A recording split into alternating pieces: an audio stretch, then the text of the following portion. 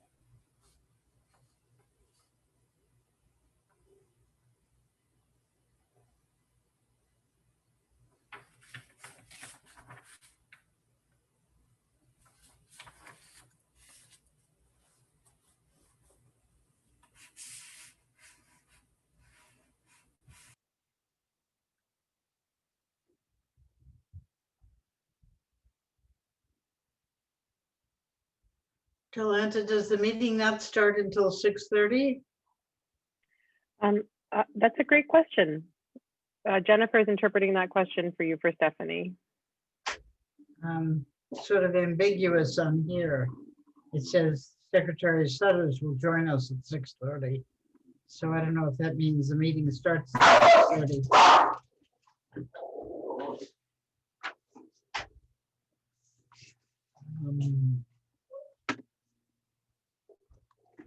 Yeah.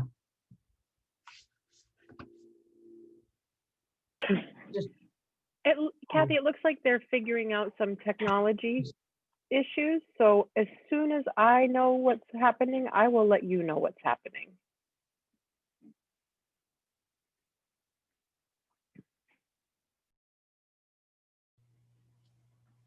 Jolana, her name is Carol, not Kathy. Oh, thank you. I'm so sorry. It says Kathy the captioner.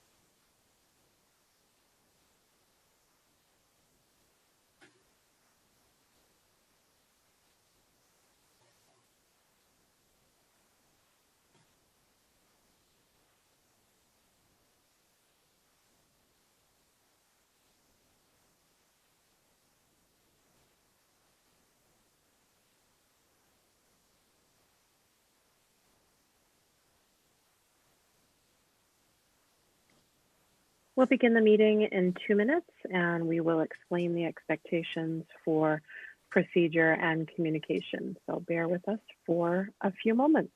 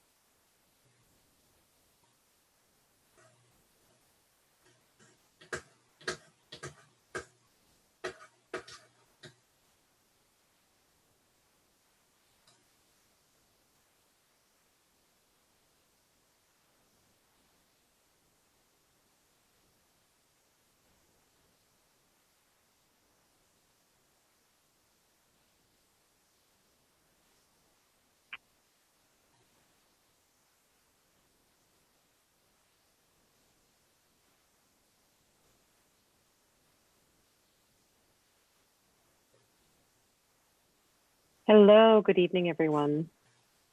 My name is Stephanie. I am the president of MSAD. Thank you so much for joining us this evening for a very special town hall with EOHHS and MCDHH. We'll be sharing a few expectations and rules. I'm joined by Shauna Gibbs, who will explain the procedure for this evening so that we understand technology, how we will be spotlighting individuals and so forth. Secretary Sudders will be joining us from EOHHS at 6:30, and the agenda will include Secretary Sudders at the 6:30 p.m. mark.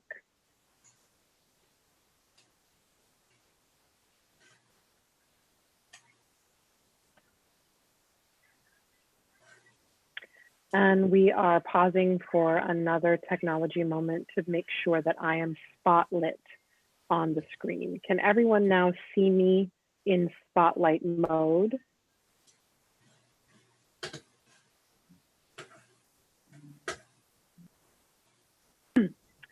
I will repeat what I just said for those of you who did not. I think we were just turned back to not spotlight. You can remove Yolanta for now from the spotlight mode as she's just voicing for me, and you can spotlight only me.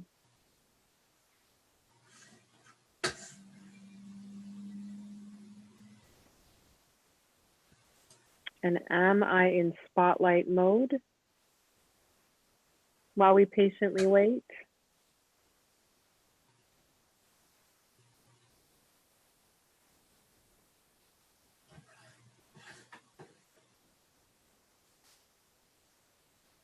And folks were just waiting for me to be in spotlight mode. There we go. So for those of us who missed that introduction, hello again, good evening to everyone. My name is Stephanie Hockelin. I am the current president of MSAD. Welcome here to our virtual town hall. We welcome all of the deaf communities here this evening to share your concerns. I remind all of you that this is your meeting. This evening's agenda will include Secretary Sudders, who will be joining us in approximately 10 minutes. We will have speakers in spotlight mode. We will also have Secretary Sudders in spotlight mode with an interpreter next to her, so you will have access. We will not be in gallery mode for that session, and Shauna will be responsible for that. As I mentioned, we have an agenda this evening at 6:30. Secretary Sudders will be joining us. She will introduce herself and say a few words, and then I will identify the MSAD board members. And for those of you who have already given us your name in attendance, it's approximately 12 individuals. You will have 2 minutes to share your concerns. That will occur from 6:30 to 7, and then Secretary Sudders will take the floor and share some thoughts until 7:15. As a Secretary of State, you can understand that she has a very busy schedule, so she unfortunately has another meeting to attend. Once she leaves us at 7:15, then we will continue to share our concerns. Reason being is we still have undersecretary and staff in attendance until the 8 o'clock hour. You will then have a chance to share your concerns, as I mentioned, and those will be passed along to Secretary Sudders. We will then have an opportunity for Commissioner Ford to make any comments if she would like to, and then we will close out our meeting at 8 p.m. Shauna will take the floor momentarily so that she can explain the technology expectations for tonight. We ask that you be respectful of everyone in this meeting. We have a difference of opinion and people are sharing their lived experiences, and we want our communities to work together because we are one community, and I want for all of us to work in unity. That being said, I will now leave the floor to Shauna, who will explain the technology rules for communication this evening.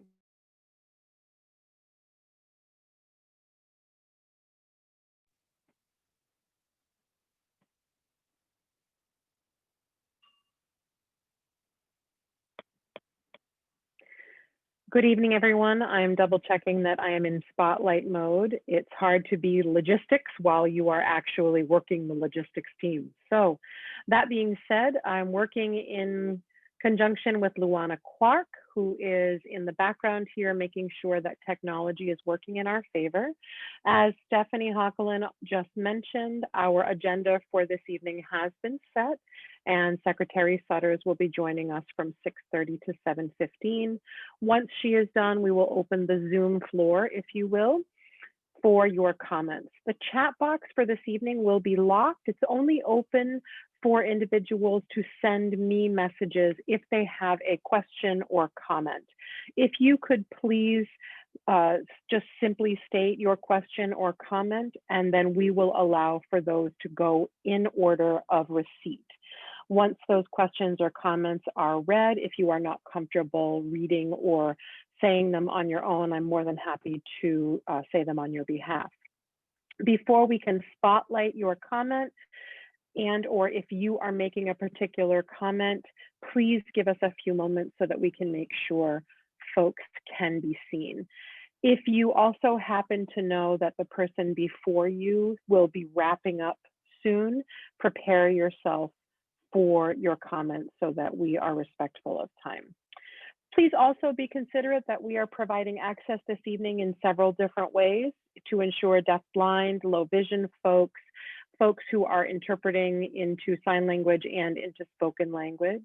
It seems as though we have some background noises in some of the audio for videos. So if we can make sure that everyone is on mute, I will make sure that I have control of that mute button prior to proceeding. And again, this is being recorded. We have already started the recording.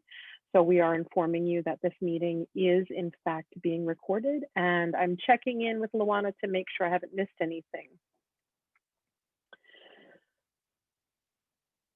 When we start our agenda and folks will share their testimonials, then we will ask for individuals to stop video.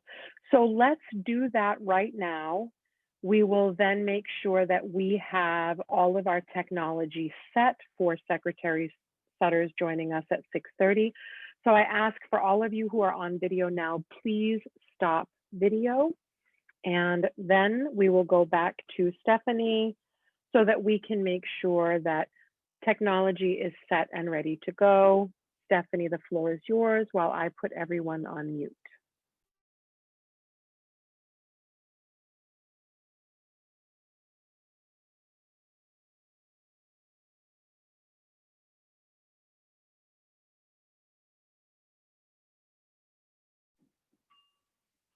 Thank you, Shauna, for reviewing the rules. And again, we remind folks, please stop video. And if you don't know how to stop video, on the bottom of your screen and or the top of your screen, you have options.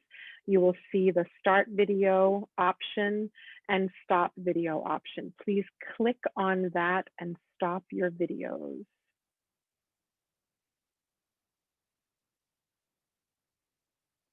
We're asking that all participants stop their videos.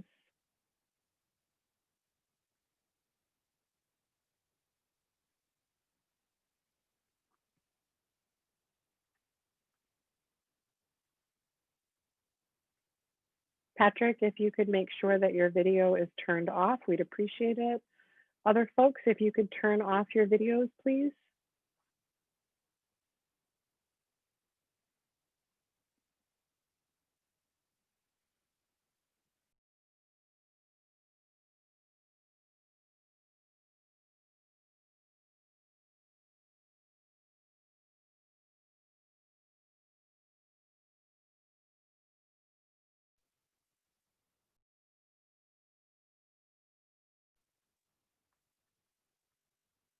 And we're double checking that the interpreters can still be heard by the captioner.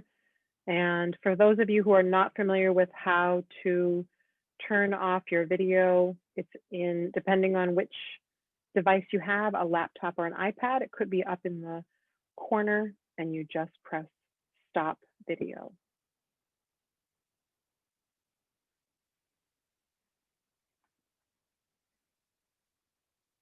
And there's a participant asking, how do I do so? And you can, regardless of an iPad or a laptop, press the stop video function.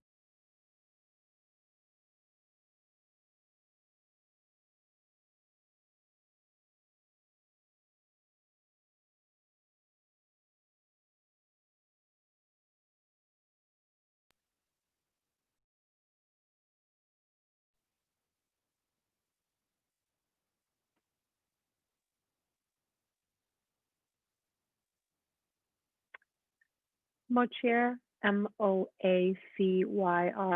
Can we get you to shut your video off, please?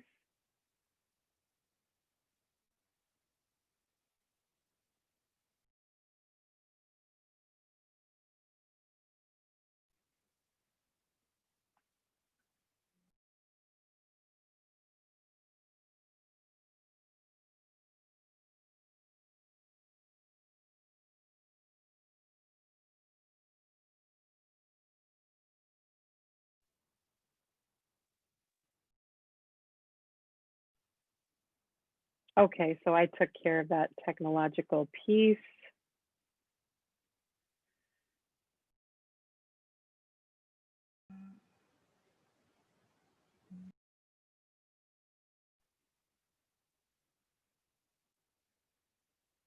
Folks, if we could all get our videos closed.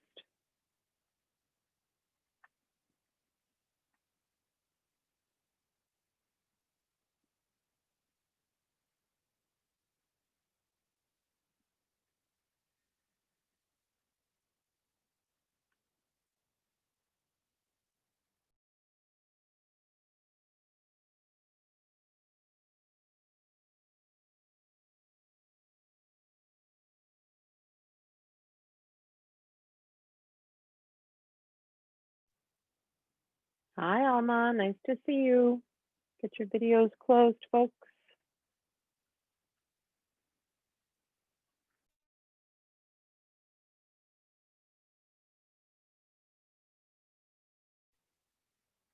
And again, for those of you who are unfamiliar with how to stop video, it's in the corner of your screen, and you can press the stop video option.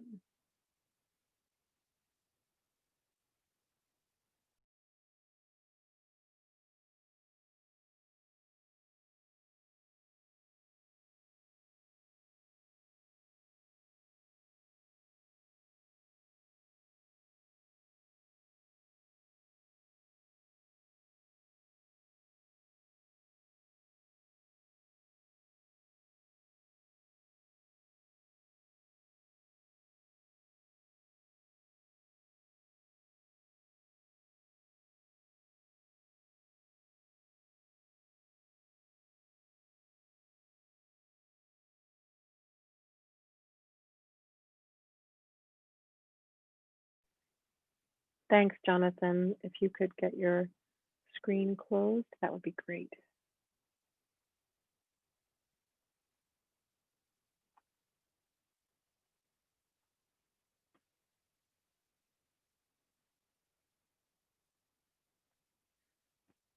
Unfortunately, I'm not a professional newscaster, although I have this fantastic spotlight while everybody else is turning off of their videos. It does feel like I am sharing news.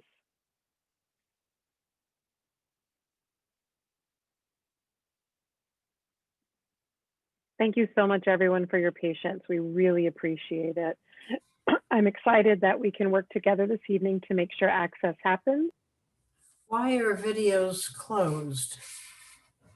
And Secretary Sudders will be joining us soon. Well, it seems as though we have a question. It's being interpreted. The reason why we are having videos closed is so that we can ensure access happening in spotlight mode. We have folks who are deafblind and who have low vision and need to make sure that we only have 2 videos on the screen at a time. Makes it very difficult for people who are lip readers.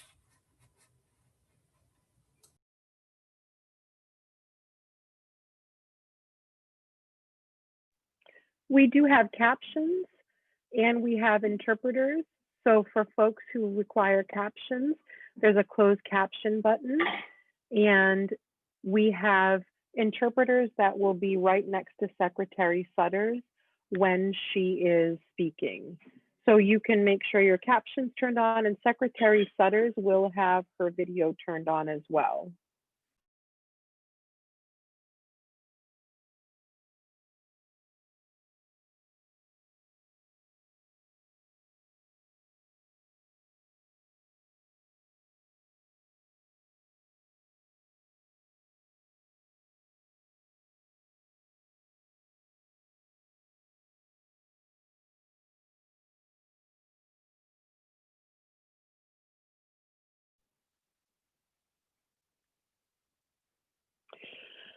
I'm sure that while we're waiting for Secretary Sudders to join us this evening, you are probably awaiting the election results. I know that some of us are anxious about what's occurring in the United States these days, and I can't see anybody comment, so I will assume that I'm getting a yes. And again, as a reminder, we have a chat option that will go directly to Shauna. And if you see me looking to the side, that means that Shauna is telling me that folks would like to have a chance to speak and or make a comment. So I am not ignoring you. I am simply looking for reference from Shauna and Luana, who are behind the scenes. The reason that we are having this virtual town hall this evening is because MSAD has a community chat option. And on Sundays, there are folks that have joined us since April. I believe it was April. And on Sundays from 10 to 11:30, we have community chat where folks can talk about anything happening in the communities, going back to school, COVID-19, anxiety about being home, Black Lives Matter and the deaf communities, racism, all kinds of topics. And until just recently, the communities have not heard responses from the Commission for the Deaf and Hard of Hearing. So we have reached out to them about several issues, including COVID-19, Black Lives Matter, etc. Now, one of the issues is there were oftentimes either no responses and or messages were not given to MSAD in a transparent manner so that they were accessible by the community. Rather, they were transpired through MCDHH and the Commission for the Deaf and Hard of Hearing. So the goal is for our communities, deaf, deaf-blind, deaf-disabled, late deaf and hard of hearing, to be able to have this town hall to share our concerns, our frustrations, perhaps our anger or joy in what we've been struggling with. COVID has been such a challenge for so many of us, and we recognize that. And there is information that's being shared about our safety. And I want to let folks know that, again, this meeting is not to talk about Commissioner Florio. I want to be very clear. If you plan to talk about Commissioner Florio, we will not allow you to do so. That's not the purpose of this town hall meeting. The purpose of this town hall meeting is for folks to share concerns specific to COVID-19, communication, Black Lives Matter, things that we're experiencing specific to the deaf communities about those issues. And it looks as though Secretary Sudders has joined us this evening.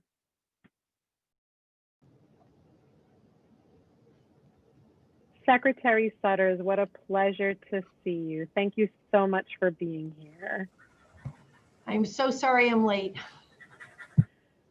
No worries at all. While you're joining us, we just want to make sure that we have interpreters available for you and for the communities. Thank you again, Secretary Sudders, for joining our virtual town hall this meeting. We really appreciate you making time for us in your busy schedule. I would like to introduce myself, even though we have already met. My name is Stephanie Hockelin. I am the MSAD president, and I would like for you to just very quickly meet our board members. I will ask them to start their video, and then we'll give you a few moments to share just a few words. And then we have some folks that would like to share their testimonials, and we will then again open up the floor for you to make any comments or have any questions or clarifications before you leave for the evening.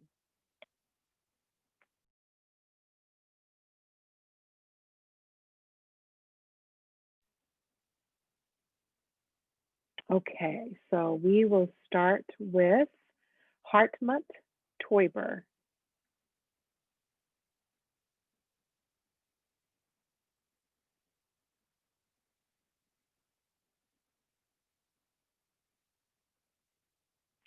Secretary Sudders, hello, my name is Hartmut Teuber. I am a member of the MSAD board. It's a pleasure seeing you. Thank you for being here tonight.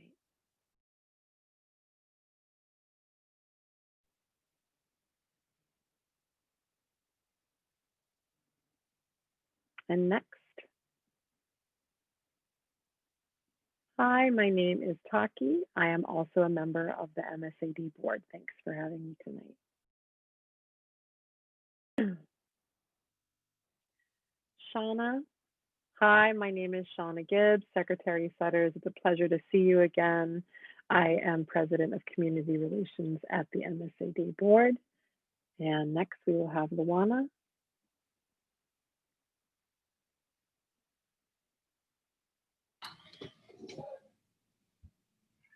Hi, Secretary Sudders. This is Luana Clark. I am the Secretary. Thank you so much for joining us this evening. It's a pleasure. And Jonathan.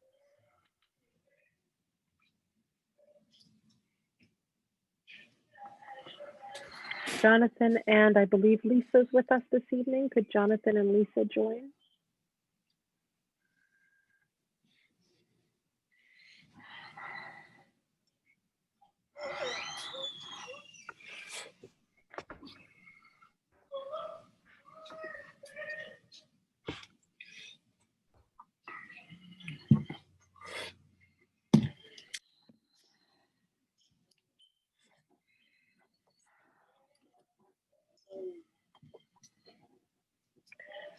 Looks like they may have not caught up with us as of yet. So in the essence of time,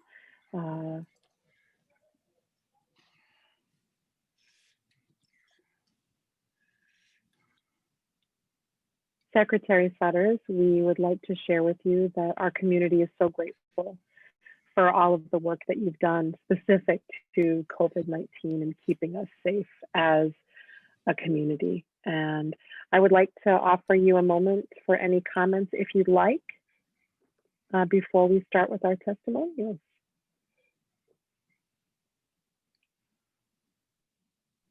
And Secretary Sudders, you're on mute.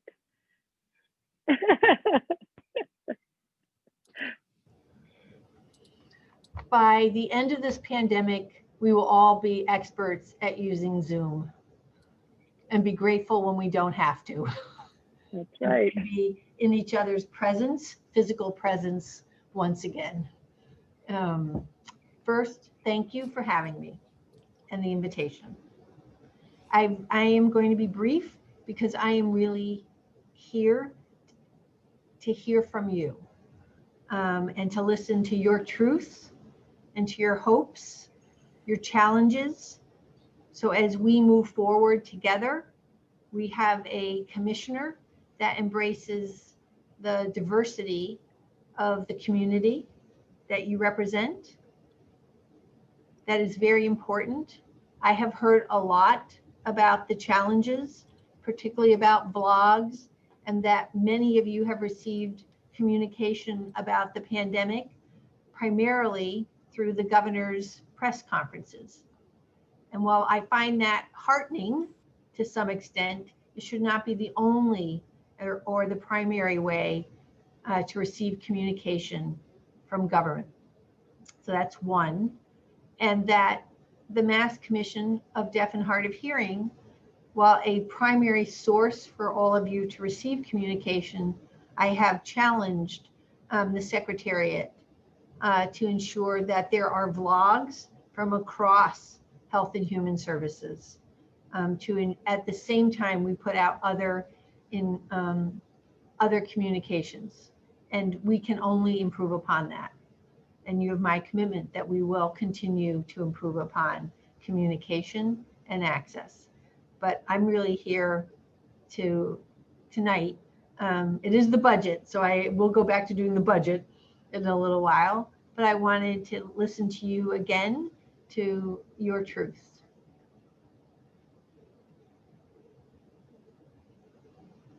And thank you.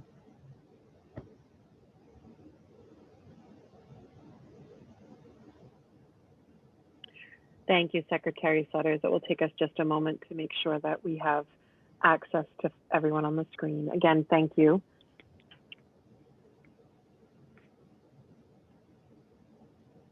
And we will now have folks share their testimonials. People will be taking about 2 minutes each, and we're going to start with Ruth Moore.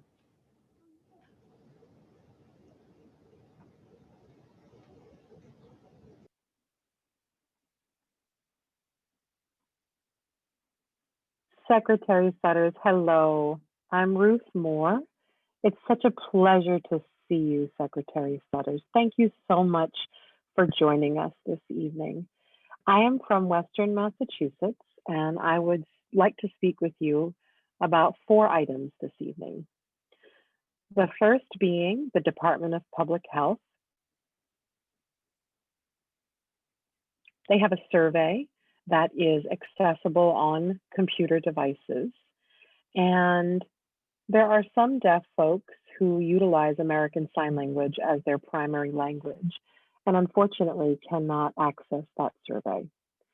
It is a request that we have of you to allow for translation into American Sign Language for surveys of that matter. In addition, the Office of Elder Affairs, being a senior myself, I have yet to receive any information from the Office of Elder Affairs specific to folks that are deaf and hard of hearing in the senior community. We have received information from the governor's office and the mayor's office in those COVID briefings, in addition to independent living services. They have been wonderful in reaching out to us with their newsletters. Those do come through email. And Holyoke Soldiers Home. When COVID hit Holyoke Soldiers Home, it was such a tragedy, and that instilled a significant amount of fear in those of us in the Western Mass area. And we did not get any information from Elder Affairs in what to do and how to address those issues. So we're hoping that we could have some sort of partnership between Elder Affairs and the deaf and hard of hearing senior citizen communities to ensure that our safety is paramount. And the Massachusetts Commission for the Deaf and Hard of Hearing is the fourth item on my list. I am a former employee. I was in the Communication Access Department. I was a trainer, and it was one of my most favored jobs. There were 8 people at the time that were in our department. And unfortunately, there is only 1.5 people in that department. So 1 full-time person and 1 part-time person. It was hard enough to do the job with 8 folks, and now we are at 1.5. It's such a crucial department to be able to outreach in the communities to instruct about deaf and hard of hearing populations in the Commonwealth of Massachusetts. And it's even more critical to educate about communication access. In addition to that, the case management department, and I'm specifically speaking about Western Mass, used to have 2 case managers. One was for the Springfield area, Northampton, Greenfield, and the other covered the Berkshires. Unfortunately, there is now only 1 case manager to cover the entirety. And unfortunately, that full-time position was part-time for quite some time and is now back to full-time. It is also vacant, and it must be advertised for a full-time case manager position. I do know that they have a temporary individual in play, but deaf and hard of hearing peoples in Western Massachusetts are not aware of that. So we would like for that information to change. And on that note, I'm really grateful that you were here to listen to the issues that I had. And again, thank you for making time for us, Secretary Sudders. It's a pleasure.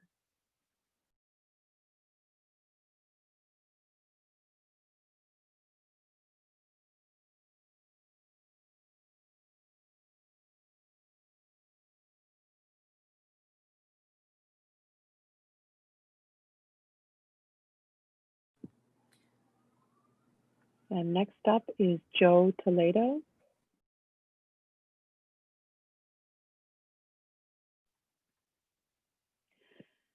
Secretary Sudders, hola, my name is Joe Toledo. I am so appreciative of you being here this evening. Thank you for joining us in our virtual town hall. I'd like to share with you some lived experiences that may help you understand where some of our concerns lie. In the deaf and hard of hearing communities, we share information with each other. And I'd like to share a little bit of information with you. You may have understood, obviously, we've experienced a lot of challenges with racism in the United States, and specifically in our community for years and years. And the deaf community experiences this racism at a significant level, and unfortunately does not have access to so many of the resources. I want to thank you for providing interpreters for press conferences specific to COVID-19, for deaf individuals to have access to so many of these issues. Unfortunately, they're not provided at a rate that allows for us to understand in real time. We also ask of you to provide funding to allow for a variety of languages on the communication spectrum. And I just want to make sure that you can hear me okay. Fantastic. Languages in the deaf communities vary. And as providers of sign language, sometimes we make mistakes. And those mistakes we will re-record and then re-record and re-record again. We don't get to just push delete on the keyboard and then retype. It takes a significant amount of time to cut and splice and edit those filmings. So we're asking that monies be given to the commission for exactly those communication projects. And we ask that all of those entities connect with communication agencies as well. So the press conferences that happen, the Commission for the Deaf and Hard of Hearing could provide interpreters as they have. However, one of the other options is to utilize social media in ways that allows for people to communicate in a variety of options. As a Latino man, I will let you know that the governor and Jay Gonzalez, which is a bit of an older story that I'm sure you're familiar with, we did not have access to that back then because we did not know what was happening. And Governor Baker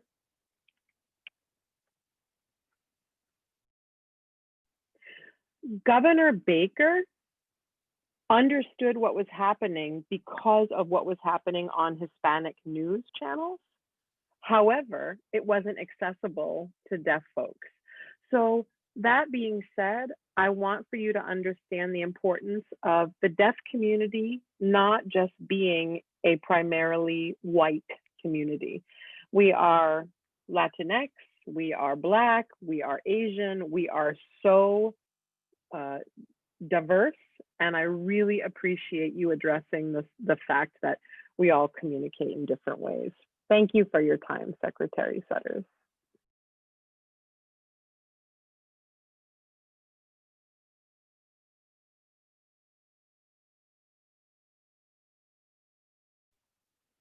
Next, we'll have Jonathan Lejeune, and we'll give us a moment to spotlight Jonathan's video.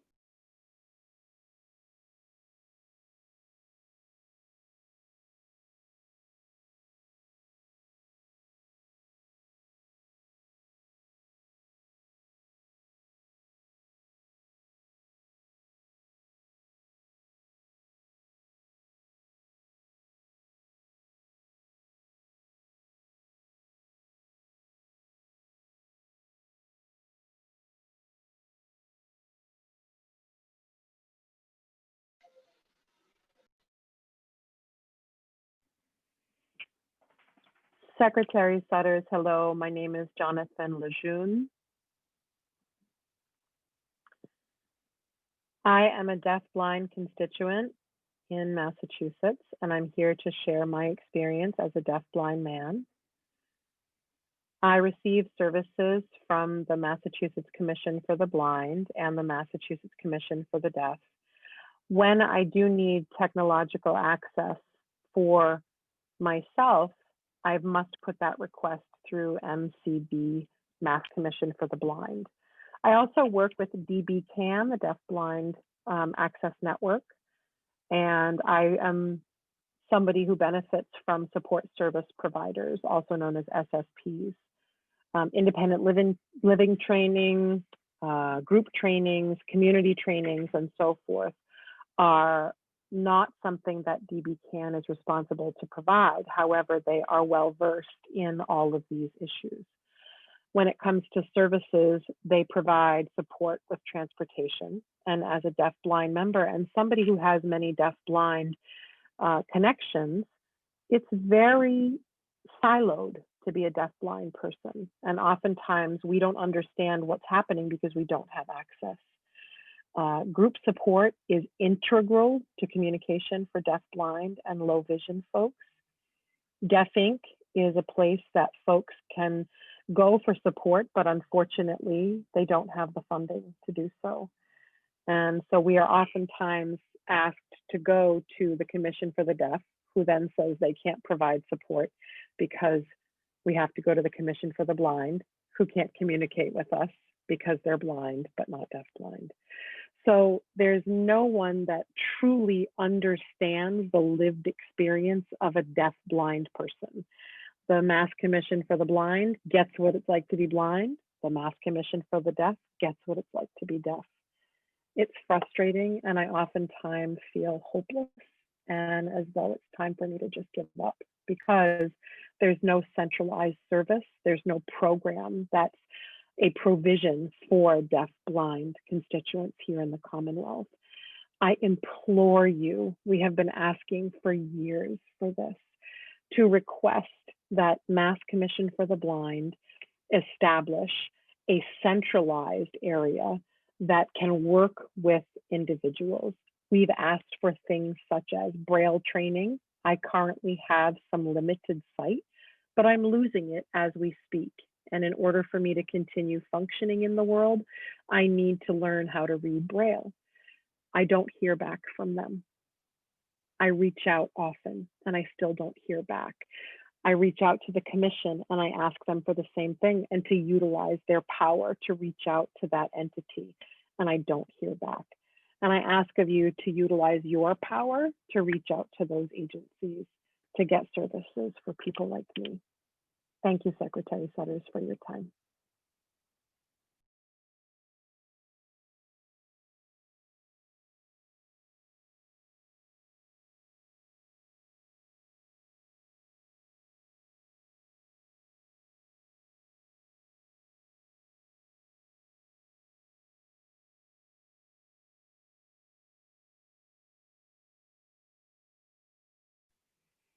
And BJ Wood will be joining us next.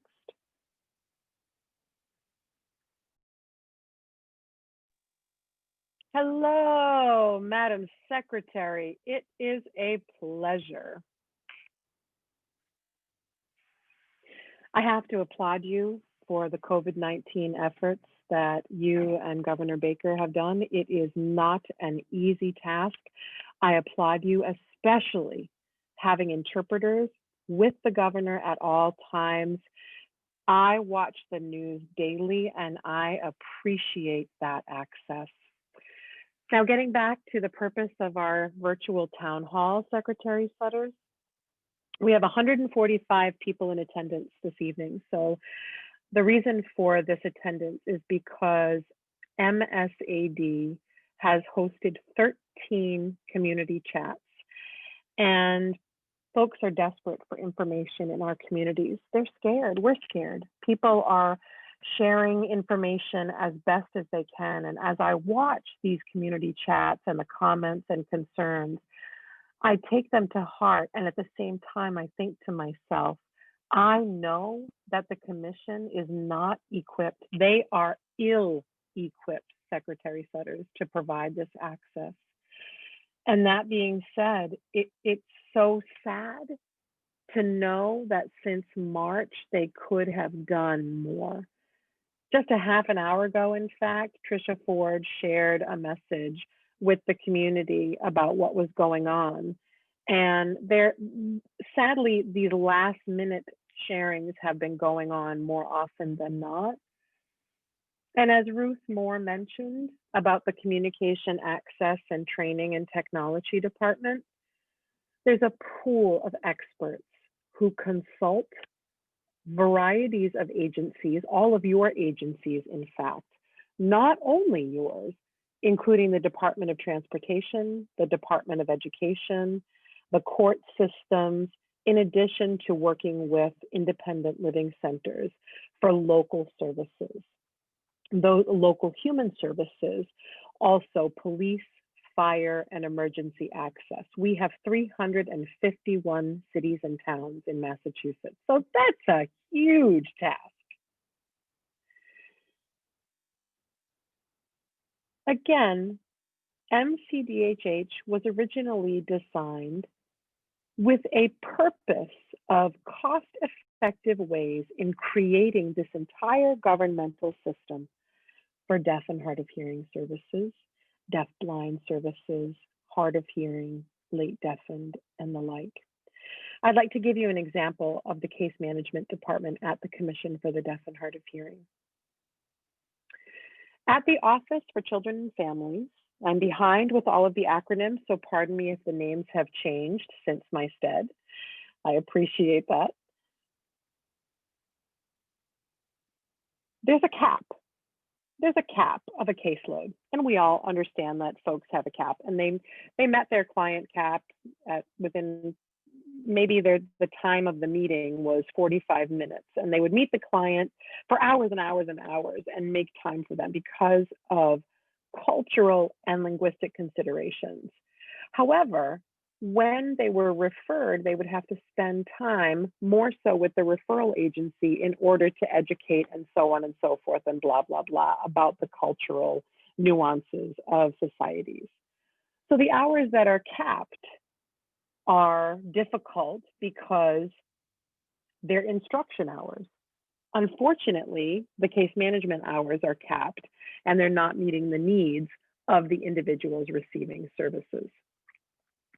So now that I've only have a few moments of your time, just in terms of the history of information in the deaf communities, MCDHH is MSAD and Western Mass Association for the Deaf, their baby, their child.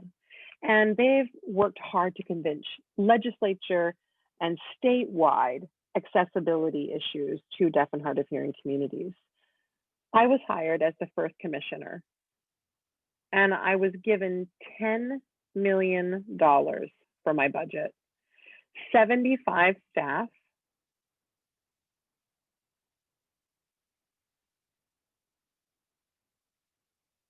and the commission and staff was fully state funded. All of the operations were fully state funded. No federal dollars were received from the commission at that time. With our past governor, the announcement of time for cuts and 10 to 20% formulas being followed to make those budget cuts, he saw that it was easy to cut the Commission for the Deaf and Hard of Hearing because other agencies at that time were getting federal monies. So what the assumption was that $2 would meet for every $1 cut. I don't know if that was the case. Unfortunately, what I just mentioned was that $10 million budget is now at 6. We are capped at 50 staff. And if you asked me after listening to the entire town hall and the community chat, I am scared about the commission. I'm worried. I'm worried. And I offered the commission help on several occasions. And I was told, you and I don't get along, BJ. I'm not sure where that comes from, Secretary Sudders, but when you're offered help, you know, if somebody's upset with me, it's because I don't give up. I'm a fighter, and I want to make sure that the commission is making changes. And it doesn't sound like somebody to think that I'm working against the commission, because if anybody knows me, I am a lover of the commission, and I have fought for our communities, and I would do anything to help you, Secretary Sudders, make a better commission and to do the best for our community. Again, Madam Secretary, it's a pleasure to see you, and thank you for your time. May I ask a question of BJ? Sure. First of all, BJ, it's so good to see you. You weren't saying that you and I had a problem with one another, did you?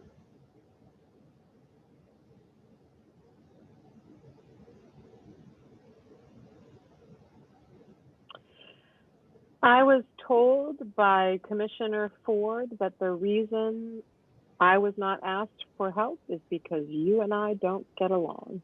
Me? Now again, we can talk offline, Yeah. but the offer stands, Secretary Sudders. I am here. I am ready to help out because I know that you and I get along. Yeah, it's. Thank you for clarifying. I was, yeah. Strong women get along.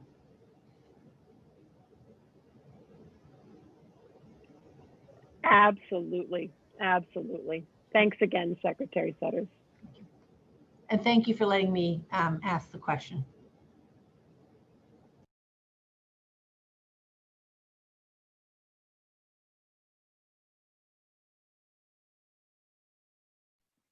Next, we have Kelly Net Gomez. Hi, Secretary Sudders. It's a pleasure to be here. I'm here this evening to talk about job opportunities in the state of Massachusetts. I am responsible for the Deaf and Hard of Hearing job search page on Facebook. I've recruited over 7,000 people to join this page on Facebook. And that means that I am searching and have been searching for job opportunities for deaf and hard of hearing individuals, both in the Commonwealth of Massachusetts and outside. There are several job opportunities within EOHHS that I find appropriate for the deaf and hard of hearing communities. And we oftentimes focus on skill sets that may be fantastic for deaf folks. We've noticed that those opportunities are, if at all, posted, very rarely posted in places that are accessible to deaf and hard of hearing folks. They're not posted in places like Facebook or Twitter or Instagram, in any of those social media places. And there are areas that unfortunately have an opportunity to provide access for jobs in the communities, and opportunities have been missed. So for example, Victim Services Network, Victim Services Navigator, through the Mass Commission program. They have a victim services program that was never advertised within the communities. It was never advertised externally, nor was it advertised for a person who was fluent in sign or could travel statewide.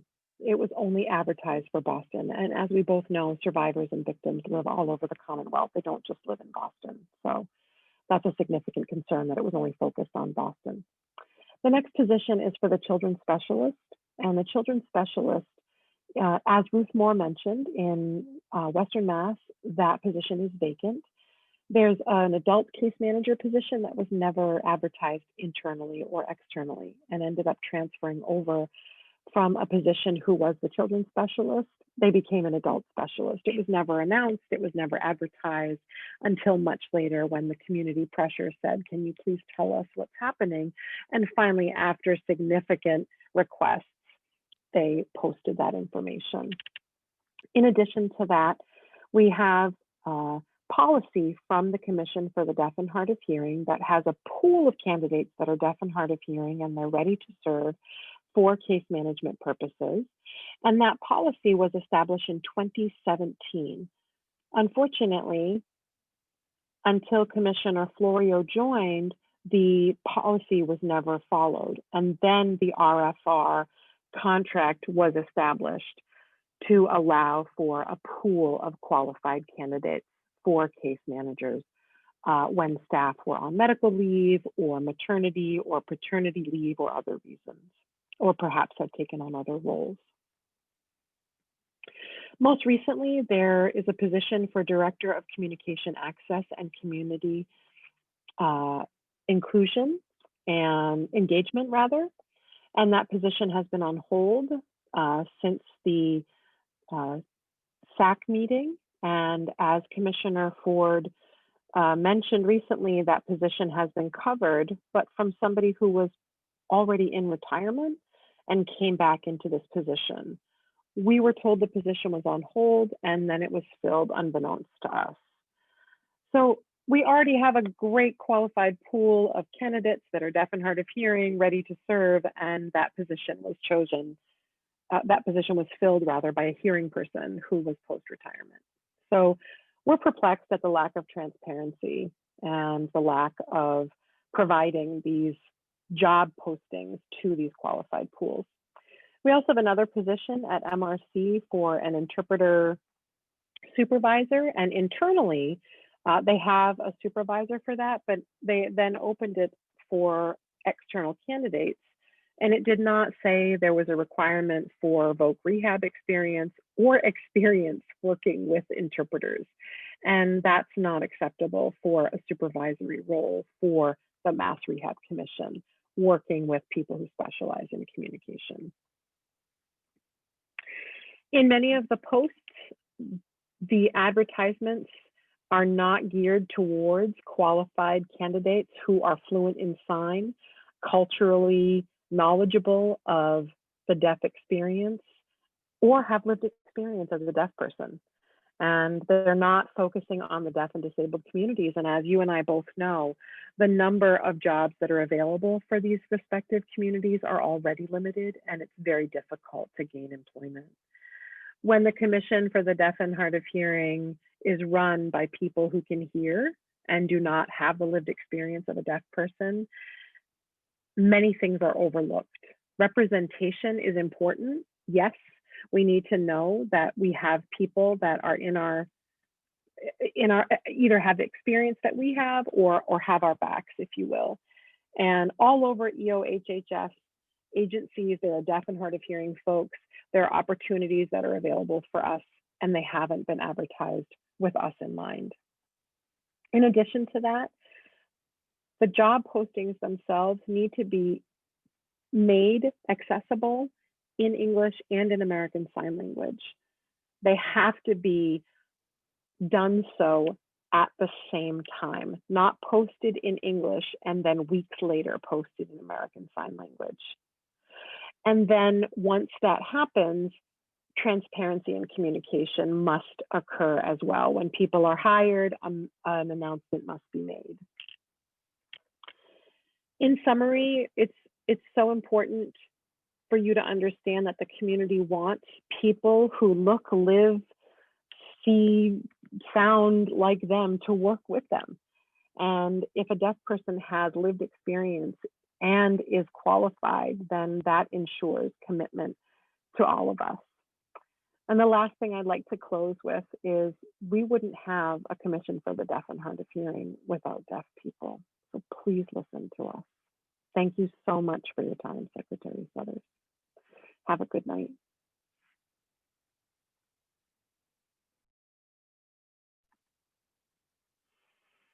Kelly Nett, thank you so much for that comment. Secretary Sudders, you mentioned that you have to leave at 7:15, so we do have somebody else, but I'm not sure if you have to go to your next meeting. So I wanted to check beforehand.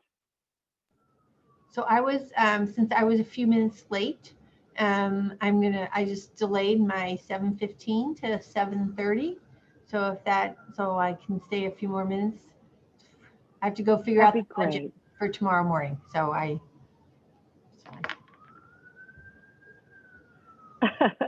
as BJ will remember, when the budgets come out, there's a very small window to try to intervene on it. So we have till tomorrow morning. So understood. Thank you so much. I can't even imagine the position and stress that you're in right now. Thank you so much. And we will now go to Sue Ward for her comments this evening.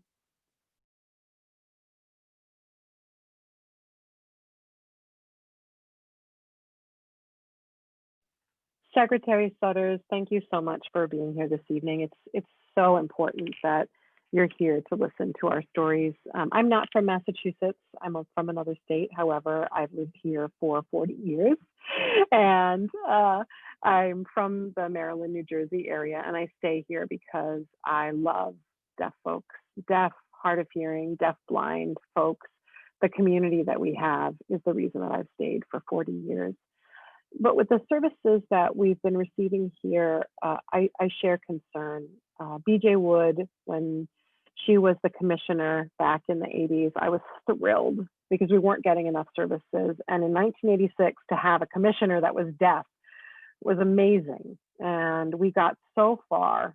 And then BJ moved and we were all so disheartened, and we got another commissioner that unfortunately didn't speak our language and didn't know our culture, didn't really share our deaf experience. And then when Commissioner Florio came in, I was personally, I was excited that there was a deaf person, because I went to a residential school like he did. And I felt as though he spoke our language and he understood what it was like to go to a residential school for the deaf. And he understood our need for access to information. And I was thrilled that he was involved, because the previous commissioner was never involved in our communities. And then all of a sudden he was gone. And there's a lot of talk that's happening about what happened, and we don't know what happened. And then we saw an ad for a new commissioner, and everything's happening in English. And the previous commissioner spoke and signed in English, and everything's happening in English. And I was just so appreciative of Commissioner Florio. Since he has left, everything's back to being in English. And, you know, like I even got information about technology, bed alarms that I'm supposed to be able to use for safety reasons from the fire department, and it's all in English. But the Mass Commission for the Deaf and Hard of Hearing was found to serve deaf and hard of hearing folks first. And our language is American language, and to understand the deaf experience. And that's gone. It's gone. And it pains me, Secretary Sudders, that deaf people are back in the dark. We don't know what's happening. We don't know what's going on. And many of us utilize American Sign Language as our first and only language. And when Commissioner Ford made this blog, she doesn't know American Sign Language. She's not fluent in American Sign Language. She uses an English word order of sign language. So she tricks hearing people like you to thinking that she understands and utilizes American Sign Language, and she doesn't. And if folks have the skill set in American Sign Language, we can understand them, but we don't understand what Commissioner Ford is saying. She's not a signer that's skilled, and I'm telling you that it's time to remove her from this temporary position. She's not serving the deaf community at all. She's not understanding of our experience. She does not have the lived truth of being deaf. I know I'm not being shy about what I'm saying, but she's simply not qualified to help deaf and hard of hearing and deaf blind folks. And I'm being honest with you and telling you from my heart that that's the truth. And I thank you for your time.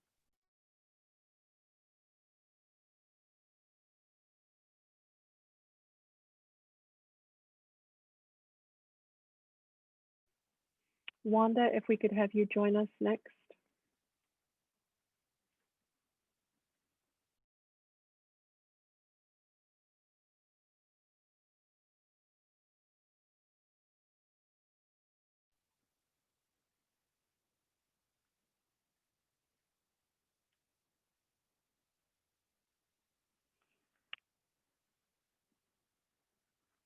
I hope everyone can see me okay. Hello, Secretary Sudders.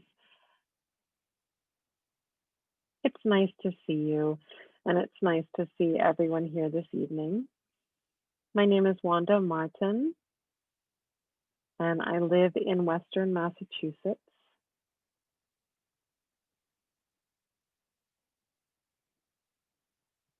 It's a pleasure to see you this evening, and it's really a joy to always hear you talk, so thank you for doing so.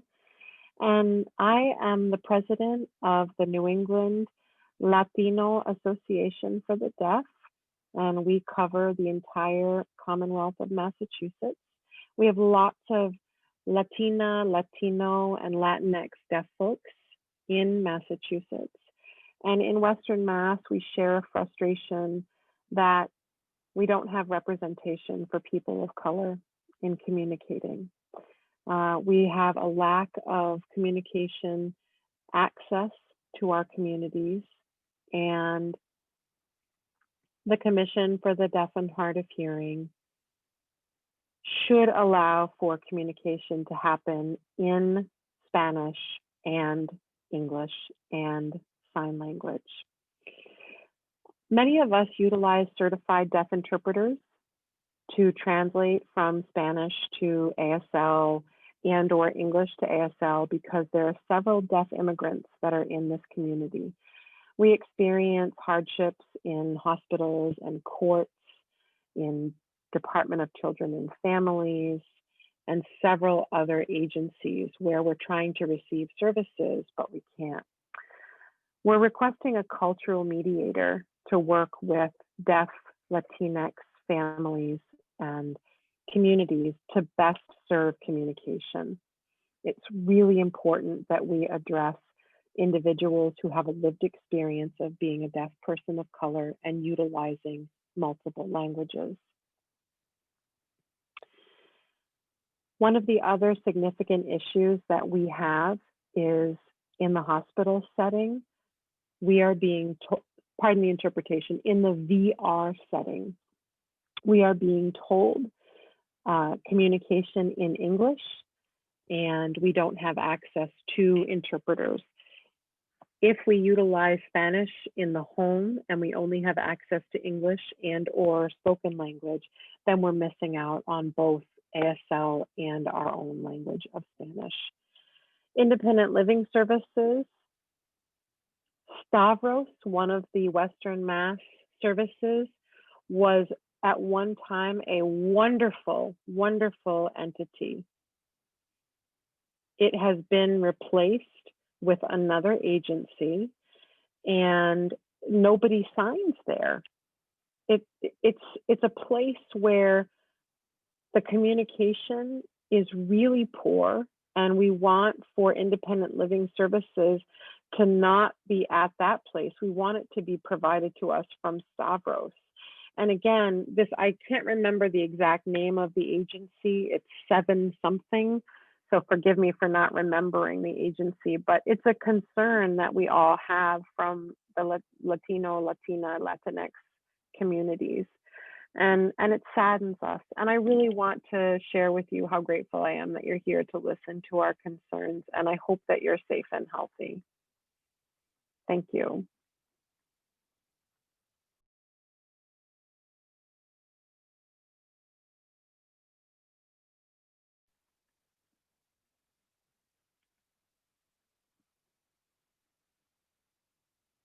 Secretary Sudders, thank you for giving us this extra time before you take off for the budget. We really appreciate it. And I just wanted to, again, state how grateful we are. There are other folks that will share their testimonials, and we will send you a recording of them because we understand that you have another meeting to get to and the budget to attend to. We will continue our meeting until 8 p.m. this evening, and again, we will share those concerns with you. And if you'd like to say a few closing remarks before you leave, the floor is yours.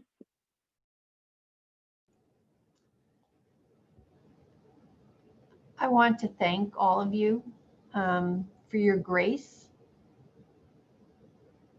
for your willingness to be honest with me. I can only help make things better if people tell me their truths.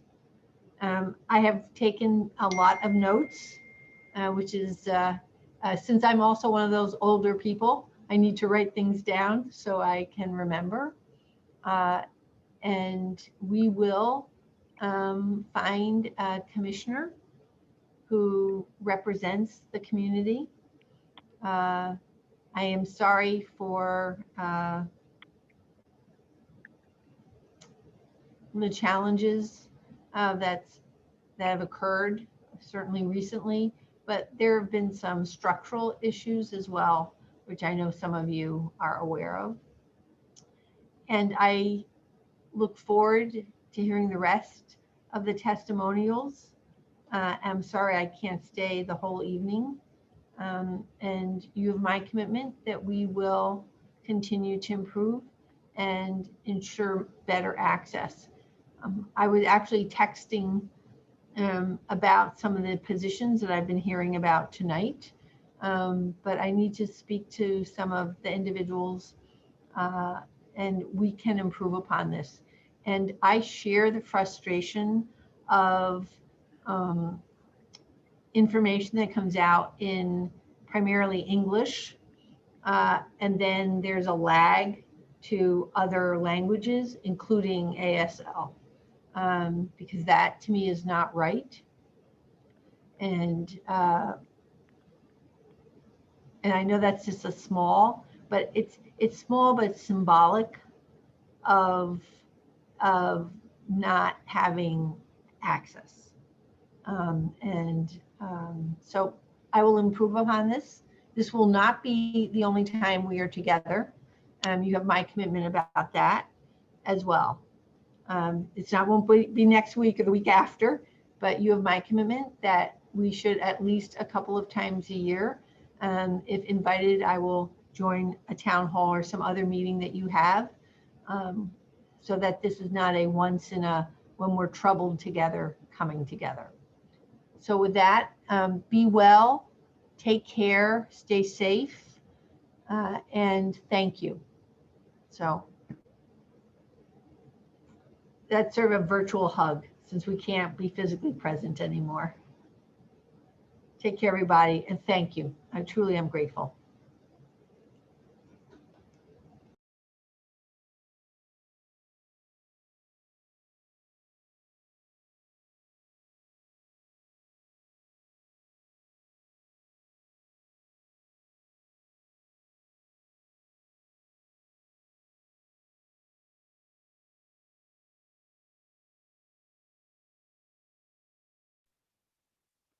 Thank you for those of you who were able to join us this evening. We very much appreciate it. As I mentioned, this video is being recorded and will be sent directly to Secretary Sudders. This is not being sent to the Commission for the Deaf and Hard of Hearing. It is being sent to Secretary Sudders.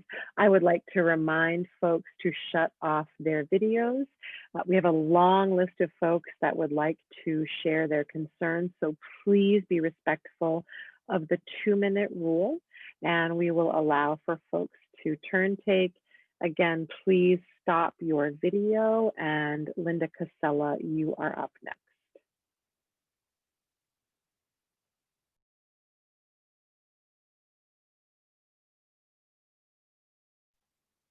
Linda Casella.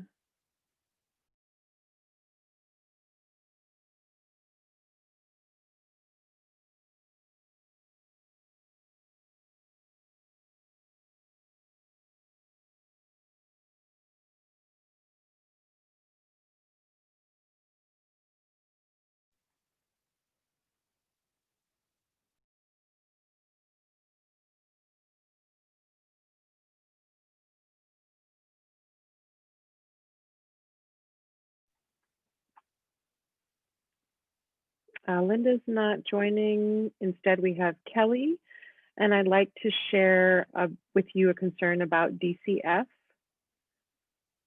What's missing is cultural competence and American Sign Language competence for deaf kids. If they're taken from the home and placed in a foster home, they're oftentimes placed in a hearing family who doesn't know anything about deaf kids. And when DCF comes in, they don't have access to information. So the concern is that there's not access to the Commission for the Deaf and Hard of Hearing, and there's no formal relationship. And that also occurs with children of deaf adults when there's no access that's being had by and for DCF. So if there's any complaints that are filed against a parent or a family, communication is integral. And oftentimes meetings are met without interpreters and or interpreters that don't have the appropriate skill set. If the Commission has interpreter access, they think that that's sufficient for provision of services. But in fact, cultural competence, parent support groups, so many more pieces to the puzzle need to be provided. And if parents have access to interpreter, but they don't understand how interpreters work or how DCF works, this is where MCDHH needs to come in and provide support. Unfortunately, MCDHH tends to be sort of drive-by services. They provide their interpreter and then they're no longer involved. The Commission should also have a stronger partnership with DCF, similar to DMH and DSS. They have a deaf consultant who is prepared to provide those support services, but DCF does not have one, and that needs to be developed. So again, a partnership between those agencies needs to happen.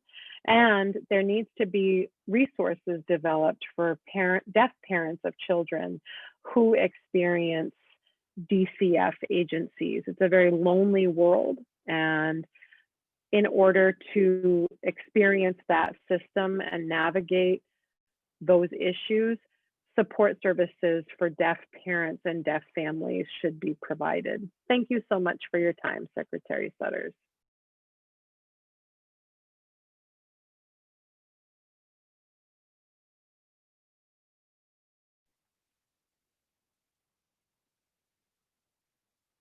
Linda?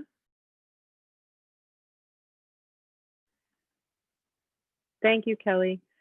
Linda Casella.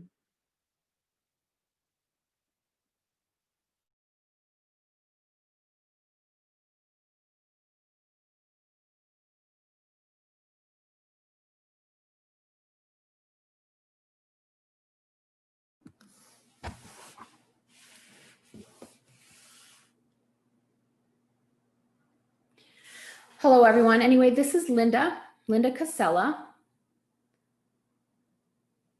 I am out in Berkshire County at the Berkshire Deaf and Hard of Hearing community. We have help case management service, independent living services. That was something we had at one time, and now all of those services have been taken away. We no longer have access to those services.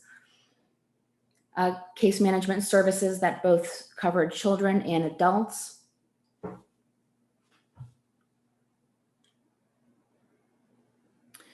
We used to have full-time staff serving our community. Those have all been shifted to part-time positions out in Western Mass. Things have gotten really bad. We're really desolate. And so we really need support for our community in terms of case management services. We don't have the appropriate legal services as well, domestic violence services, human resources, human services, family court advocacy.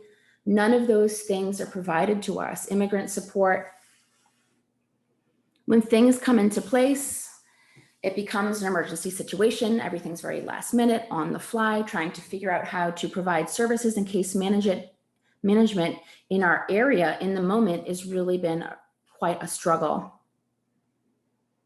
The other thing I want to mention is that independent living centers are not meeting our needs and the needs of our community.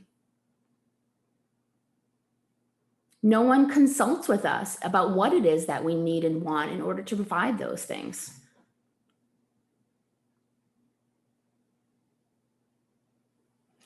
We don't have any type of way to distribute information, newsletters for our community. People aren't receiving any information about services, about COVID, what's going on with the pandemic. Keep in mind, we are a rural community. And we are isolated. We live far from one another. It's not like Springfield. We're not a big city. It's not like Boston. And so we feel very cut off from the rest of the Commonwealth here in Western Mass. We feel like we're not getting the services we need out of Springfield because it's just too far. We can't get there. We need local services that can meet the needs of our community. It's a really dire need. The Berkshire Deaf and Hard of Hearing community feels like we are not included in MCDHH decision-making and processes.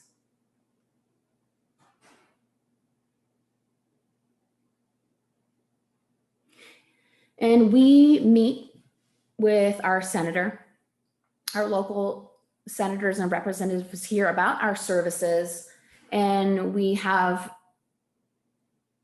let them know about our issues with the independent living services here. And they have been quite helpful in terms of listening, but in terms of action, we are still waiting. Thank you. Good night.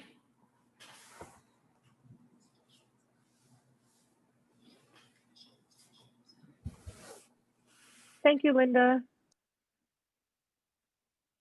Alan Gifford. Oh my God.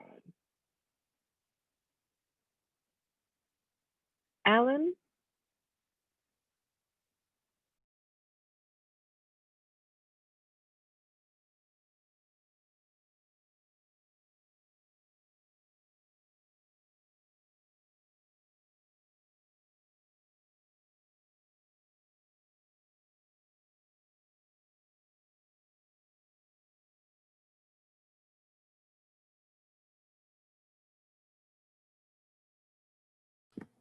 Hello, my name is Alan. I want to speak about support and advocacy services. Alan Gifford. I'm from Southeastern Massachusetts.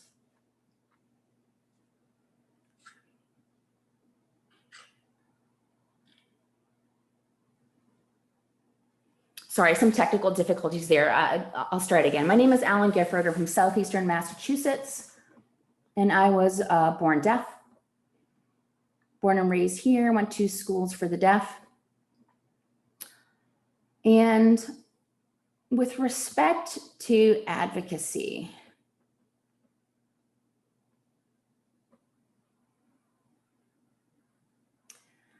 the Massachusetts Department of Education manages the deaf education system.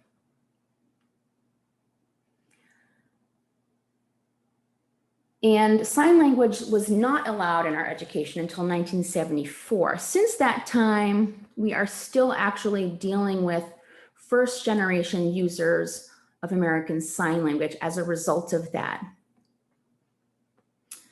So until they were exposed to sign language, they actually had no language at all. So it's really quite vital to have access to our language. And a result of that language deprivation is a result in varying needs in communication. When people are deprived of language, we miss the opportunity to learn how to advocate for ourselves.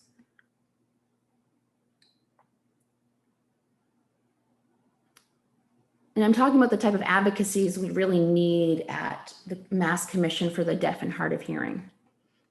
For example, requesting interpreter services for court. The commission response is that you cannot make those requests on your own. Those requests must go through the court system.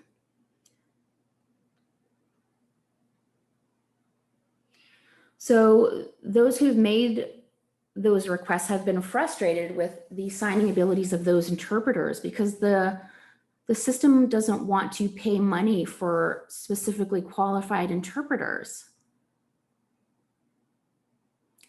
The person I speak of is going through some really significant life changes. And as a result of those lack of appropriate interpreter services, it has impacted their health. They've become physically ill as a result of the undue stress.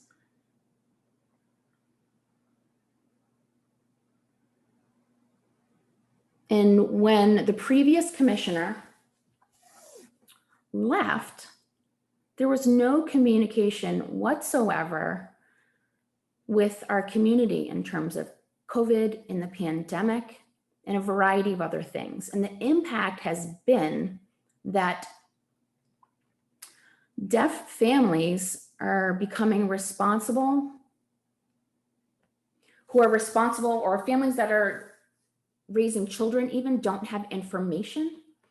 We contact DCF and the people say that It is supposed to be on the purview of the Mass Commission. However, the Mass Commission doesn't handle DCF issues. And then there becomes communication issues that result in problems with DCF, that result in families being torn apart. And we need to really resolve and improve that communication and keep our families together. I'm really happy and honored to meet or speak with you today, and that my hope is that we form a committee to search and rectify this situation, because I know we can do better. Alan, thank you. Next, Yvonne Dunkel.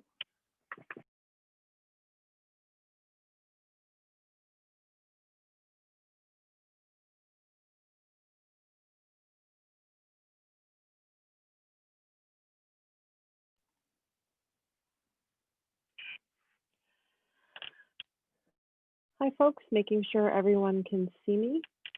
For those of you who don't know me, my name is Yvonne Dunkel. I would like to thank you for having the opportunity to share my experience as a deaf professional. And I'd like to expand on what Kelly Nett mentioned in her testimonial, specific to job postings and a lack of information sharing on social media for opportunities for deaf and hard of hearing folks. I've worked in human services for over 20 plus years, and I was also the former director of the Maryland Office for Deaf and Hard of Hearing, which is a very similar office to the Commission for Deaf and Hard of Hearing. And we built that office from ground up. And prior to that position, I used to be the director for quality assurance and was responsible in overseeing independent living skills services under the auspices of the Commission for Deaf and Hard of Hearing. Simultaneously, I worked as the director of case management and children's specialist for a couple of years, and then transferred over to a new position in Maryland. But guess what? I am back in Massachusetts because their services and community are wonderful. And I was so very much looking forward to it. When Commissioner Florio joined, I was thrilled because I knew him working as the Rhode Island Commissioner for the Deaf and Hard of Hearing and worked with him in the past when I was the director at the Maryland Commission for the Deaf and Hard of Hearing. And it was clear that he was a communicator by trade, and when he was gone, things changed significantly.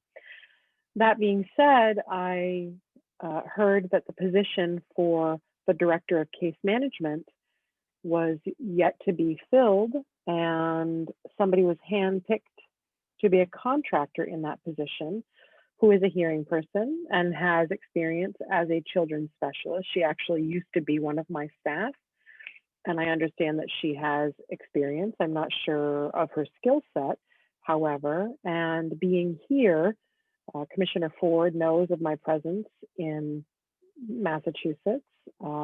She's seen me around, and I had applied for the case management position and I was not hired, which doesn't make sense to me because it was my former position and I was quite qualified to be in that position. And she was aware of this. The person that is currently in that position is a wonderful person. I'm not questioning that, but I'm questioning why I, as a deaf person with lived experience, was not chosen. And now they have a hearing person with not lived experience filling that position. So in order to fill that position with a new case manager and a commissioner for the deaf and hard of hearing, I have experience, BJ Wood has experience. Nobody's reached out to us for our skill set. And we're trying to understand that the Commission for the Deaf and Hard of Hearing has a goal of expanding opportunities and jobs for deaf and hard of hearing folks, but that's not what's happening. So I'd like for you to look at this as a human resources issue and find out why these are not happening, to clear those up, to make sure that communication occurs much better, screening happens for hiring of deaf individuals who have lived experience and experience living in deaf culture. Secretary Sudders, it was a pleasure. Thank you for your time, and I look forward to meeting you in person someday.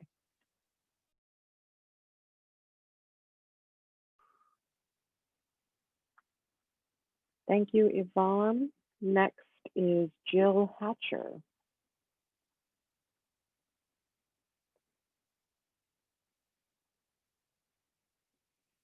Secretary Sudders, my name is Jill Hatcher. I am employed at Deaf Inc. Independent Living Services. We provide services to deaf and hard of hearing people all over the Commonwealth, specifically to individuals who have language deprivation, struggle with understanding English literacy, and independent living skills, whether it be applying for benefits because they've lost their job or for rent assistance, especially during COVID, and to also maintain social connections with people. And it's so integral, especially now with COVID-19. For folks who have no technology or limited technology, we provide those services for them to get the technology they need and then train them how to use it, which is important not only for communication, but for their self-esteem. And we invest hours upon hours, and it takes one person to implement a basic training session for basic technology. And in order for that technology access to happen, especially right now, because of which COVID, these technology pieces are the lifeline for many individuals.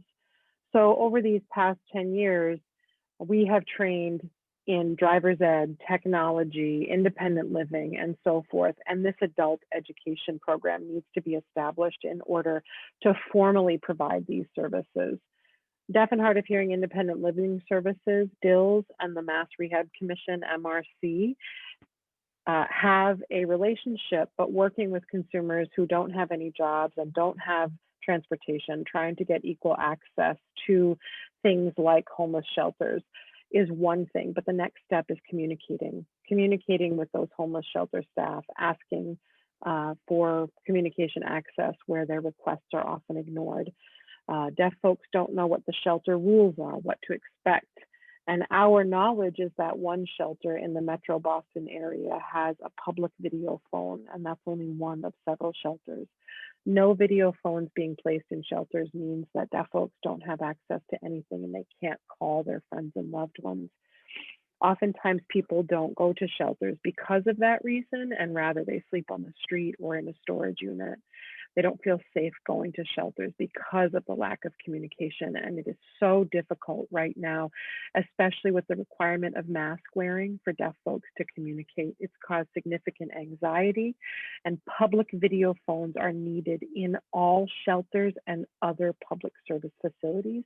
And staff must get basic training at minimum in working with deaf and hard of hearing people. Thank you so much for your time, Secretary Sudders.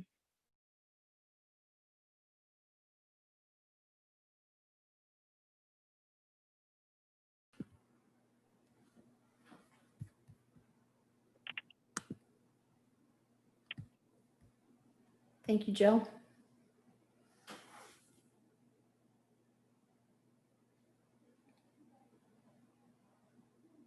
Next up will be Sharon Applegate.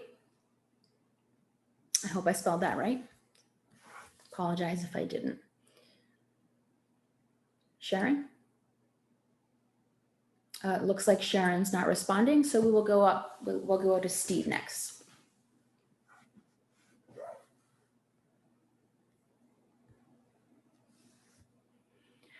Hello, Madam Secretary. It is quite an honor to meet with you today.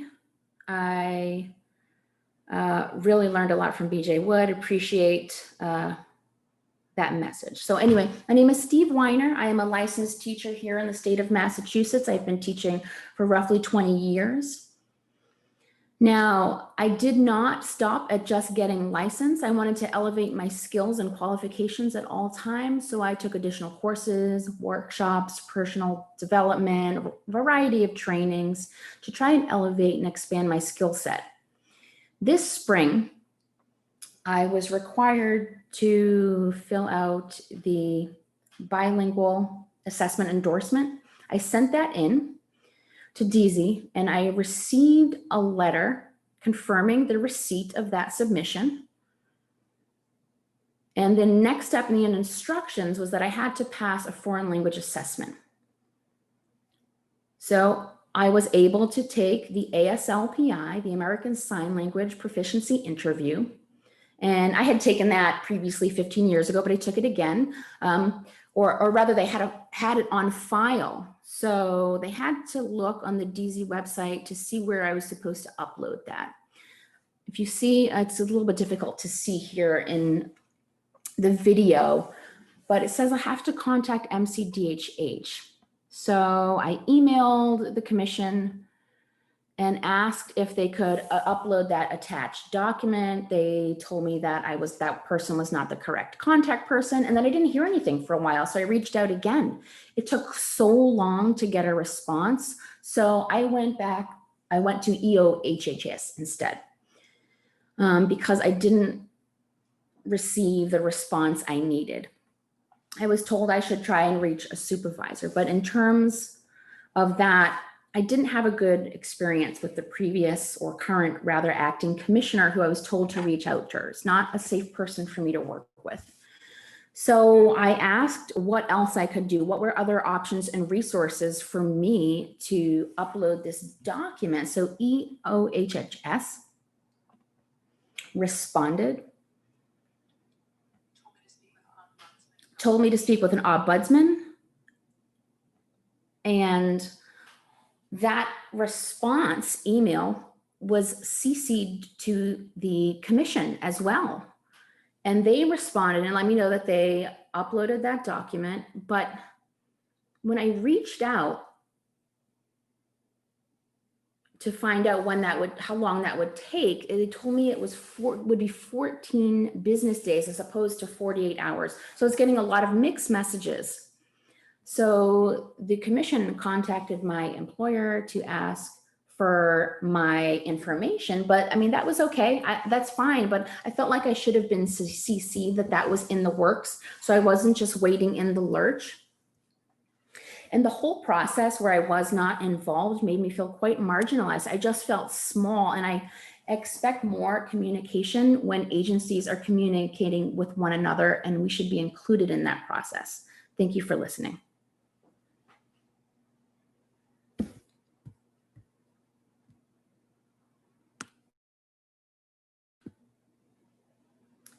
Thank you, Steve. We will next move on to Carol Hilbinger. No, Carol is not with us. Okay, it looks like we will then go on with Suzanne, please.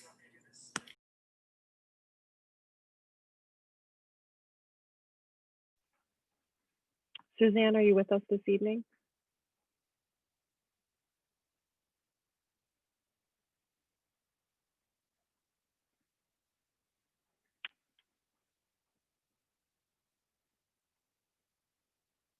Okay, let's go with Justine Barrows. Justine, are you with us this evening?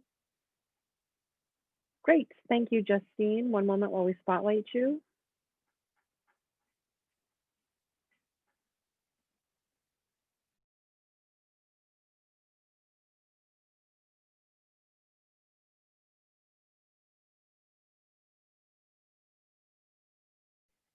I'm happy to let Suze go first if you'd like that to happen.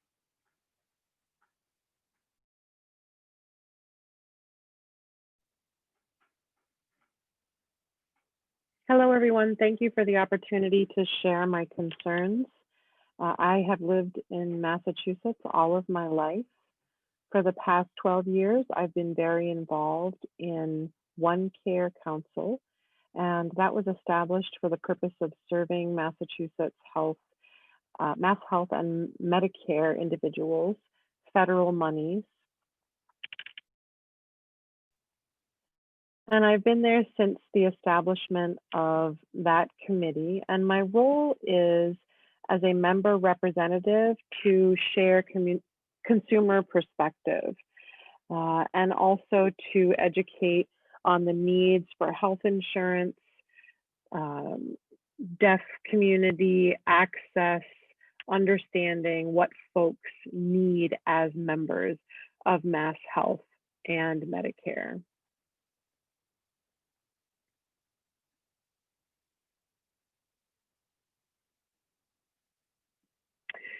Unfortunately, it's the same song and dance because access is not provided in the way that it needs to happen. Whether there are news reports, announcements, what have you, they're always in English. And people are apparently not listening because I'm barking up the wrong tree. So I applaud your work, Secretary Sudders. I'm proud to live here in Massachusetts, and I applaud the work that you're doing to make these press briefings accessible. I still want to continue living here in the Commonwealth, but I ask that you let us partner with you to make Massachusetts greater. Thank you so much. Have a good evening.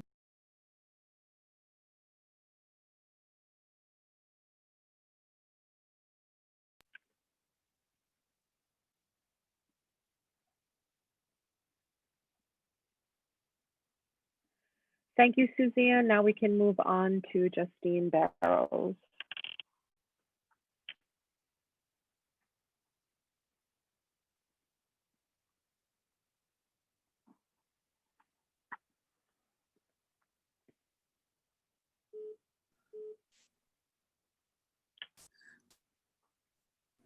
Hi, folks. My name is Justine Barrows. I work at the Department of Mental Health, and I've been in the field for more than 16, almost 17 years.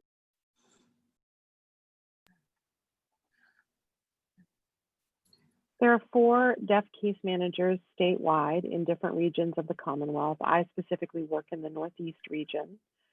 And I would like to recognize that the Northeast has had no expansion for mental health services for deaf and hard of hearing folks.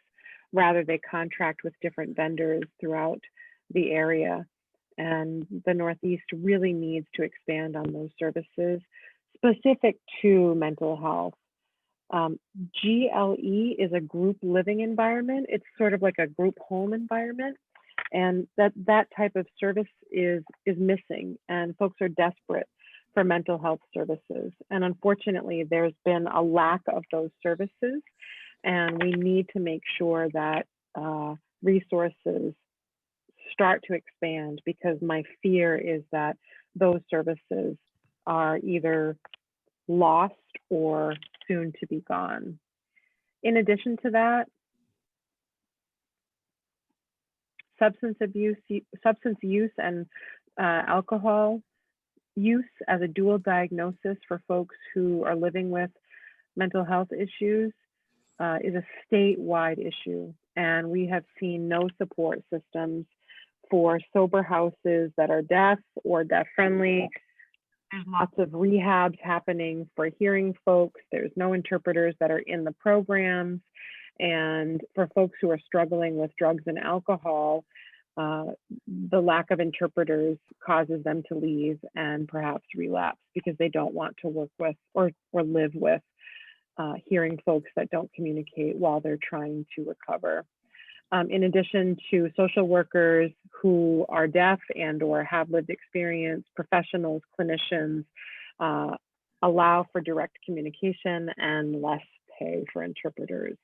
In addition to that, the legal system has a significant need for those folks who are experiencing these diagnoses as well. There's a significant need to support alcohol and rehab and substance use disorder programs.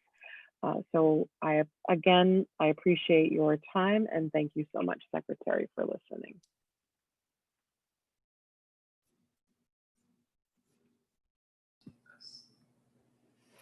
Thank you, Justine. We are now past time, and I know that there are some folks we didn't get to. I'm going to ask the interpreters if they're willing to stay until 8:30, as well as the CART provider. Please do let me know.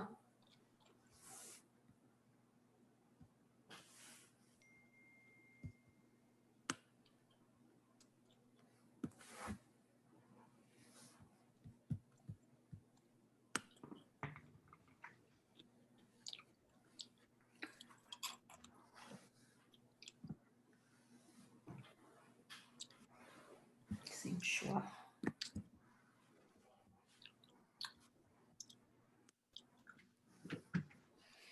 Okay, thanks so much. It looks like we are a go, but we will be a hard stop at 8:30. At 8:25, we will begin our wrap up and say farewell to all our wonderful faces and begin.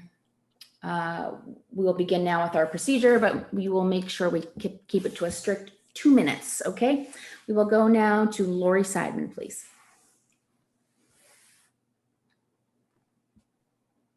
Lori?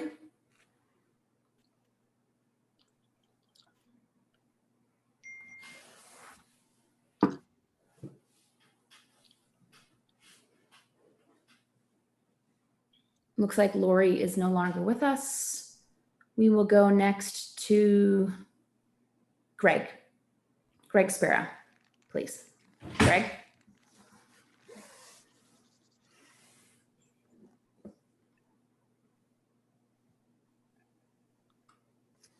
Hello, Madam Secretary.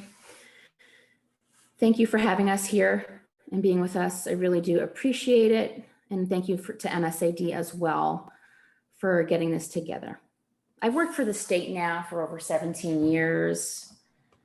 Been in human services for over 20 years. And over the years, I've seen how the EOHHS system has impacted our deaf and hard of hearing communities in terms of the cracks we receive in our services.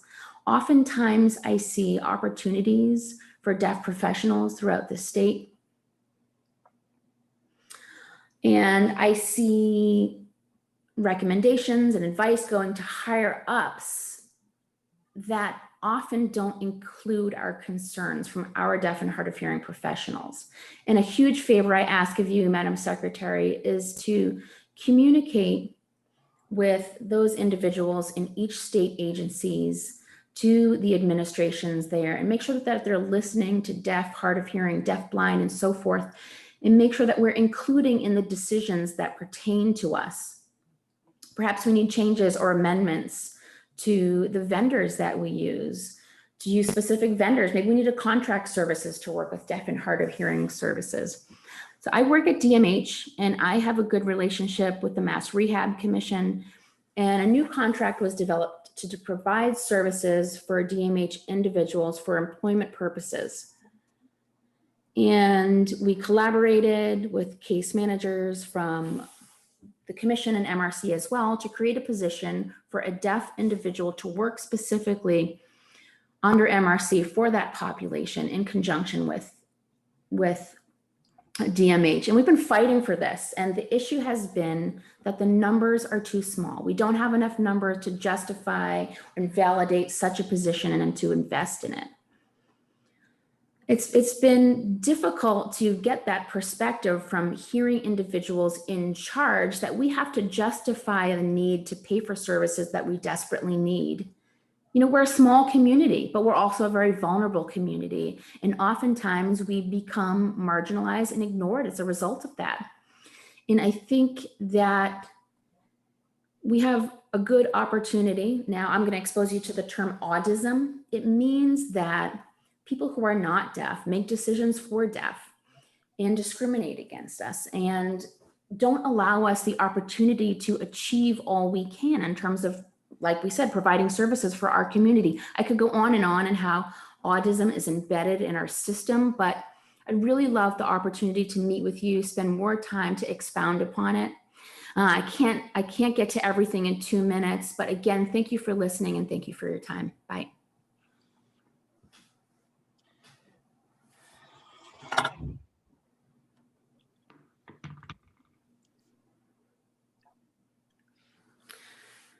Thank you, Greg. We will go now to Joan Phillips, please.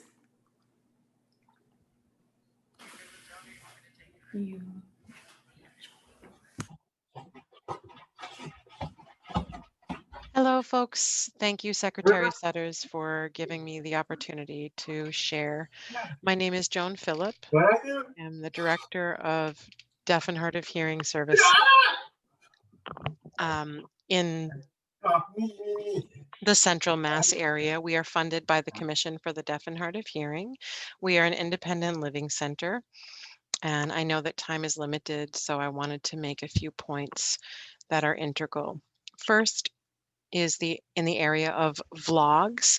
I've received emails from the administrative assistant at the commission, Hannah, and she sends these emails that talk about vlogs that will be made accessible to individuals. And now, Secretary Sudders, you have made that mention as well, and I look forward to that. It's long overdue. It's been a request that we made years ago. When Commissioner Florio was hired, the first partnership he made with the community was to create a vlog, and I was impressed at the access that he provided. And now that he is no longer and COVID's occurring and so many other issues, we feel as though the deaf communities need to have access to these. And my agency, CLW, has a newsletter that we disseminate with information and get out to folks to keep people apprised of information, and that's all in American Sign Language. I hope that you will make the efforts and not wait until later, because unfortunately we have seen the commission talk the talk but not walk the walk. The second issue I have is about the Department of Developmental Services. In the Worcester area where I am, there's one particular case of neglect, and this consumer has an intellectual disability, and really we need services. My staff and I have received calls on a daily basis requesting support, and we have so many limited resources, and we don't have vendor contracts to provide services, to do home visits, food shopping, medical appointments, and so forth. We don't have that. DDS has that budget, and we have been in contact with the case manager, and we've always been told we don't have enough help, or we don't have the skill set to meet this person's needs. What I am thrilled to say is that Western Massachusetts has wonderful services. North Shore, Boston has wonderful services for individuals with developmental disabilities, but the Worcester area is significantly lacking, and we can't ignore this individual. We have to provide this individual with simple things like reading mail, and the caseload is so high all over the central area. There's 114 towns that we serve. And now with remote capabilities, it's even more difficult, and this individual is being neglected. So I have been in contact with the statewide coordinator, and they are aware of this issue. We've been in contact via email, but I feel as though there should be case managers that are placed in a variety of the agencies in EOHHS to provide services like this. Thank you so much for your time, Secretary Sudders.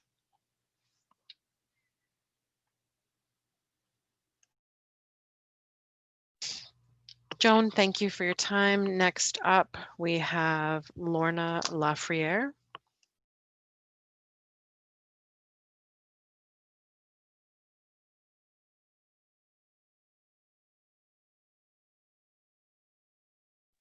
Lorna Lafreniere.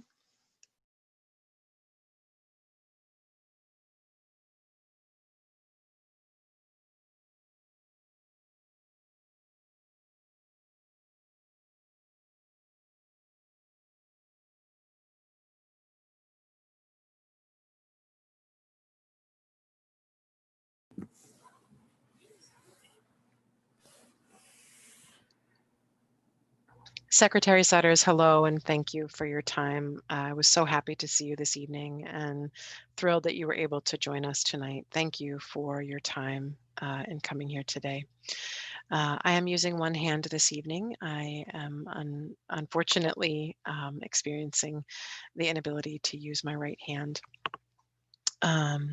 Folks are sharing the same thing when it comes to COVID and vlogs, and the commissioner sharing vlogs about what's been happening in the communities. And then when he was no longer, we were sad that the vlogs ended, but I want to make sure that we continue to see that, and that access happens in American Sign Language. We have so many talented CDIs and staff interpreters that can create these blogs that are not done by hearing folks who sign, because a deaf person with lived experience has a linguistic match that can fit a higher percentage of constituents in the Commonwealth of Massachusetts from one end of the language spectrum to the other. So in the spirit of language justice, I implore you to allow those blogs to happen as a matter of common. In addition to that, the Commission for the Deaf and Hard of Hearing website, it is inaccessible. It is so difficult to navigate. It's not simple to look for one simple issue. Let's say, for example, the statewide advisory committee. It's very difficult for me to look for information about the meetings and information, and the state website is just so unapproachable. And for people who work with agencies, maybe you have an understanding of how to navigate those websites, but for blue collar folks like me, we need a much easier way to navigate. So again, thank you so much for your time, Secretary Sudders, and for listening to us this evening. Have yourself a great night.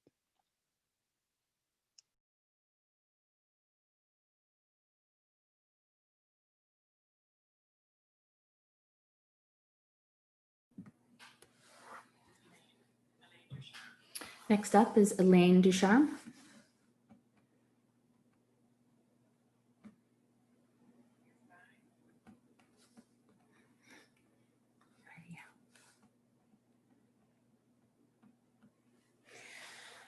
Hello, everyone. My name is Elaine.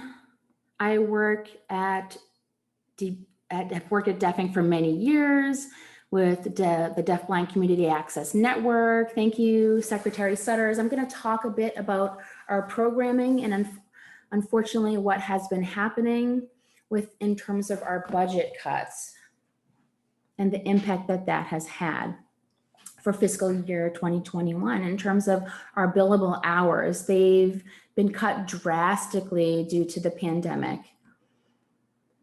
And it's difficult because during that time we were told that our individuals we work with do not need to be going out as much or will be less able to. And that has had a severe impact in terms of the restriction in our budget.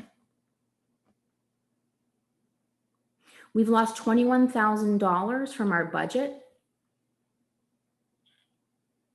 And then we've recently learned that we will the other half of our budget will also be cut for the remainder of the year, resulting in a total of $42,000 lost from our budget.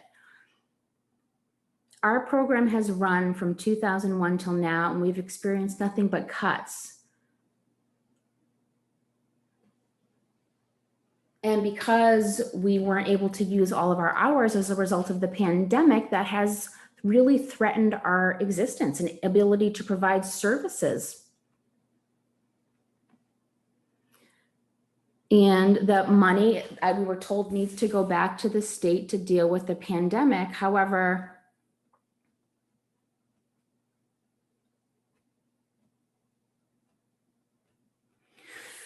we were told that we would receive some funding eventually, but we have not seen that yet.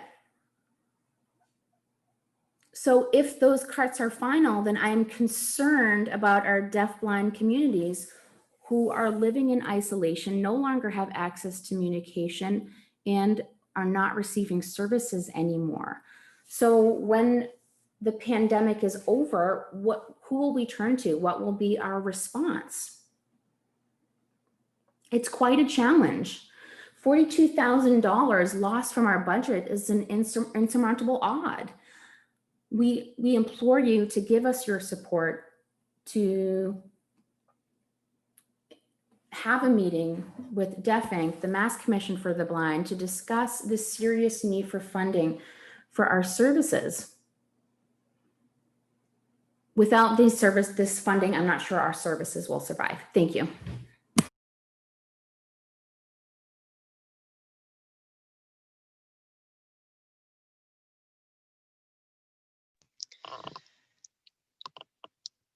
Thank you, Elaine. Next up, we have Eveline.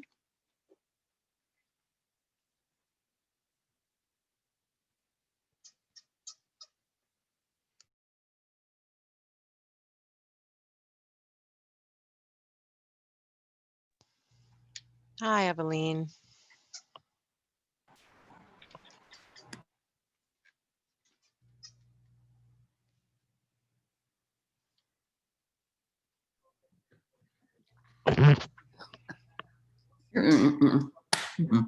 Thank you so much for including me this evening. I'm so thrilled to be here.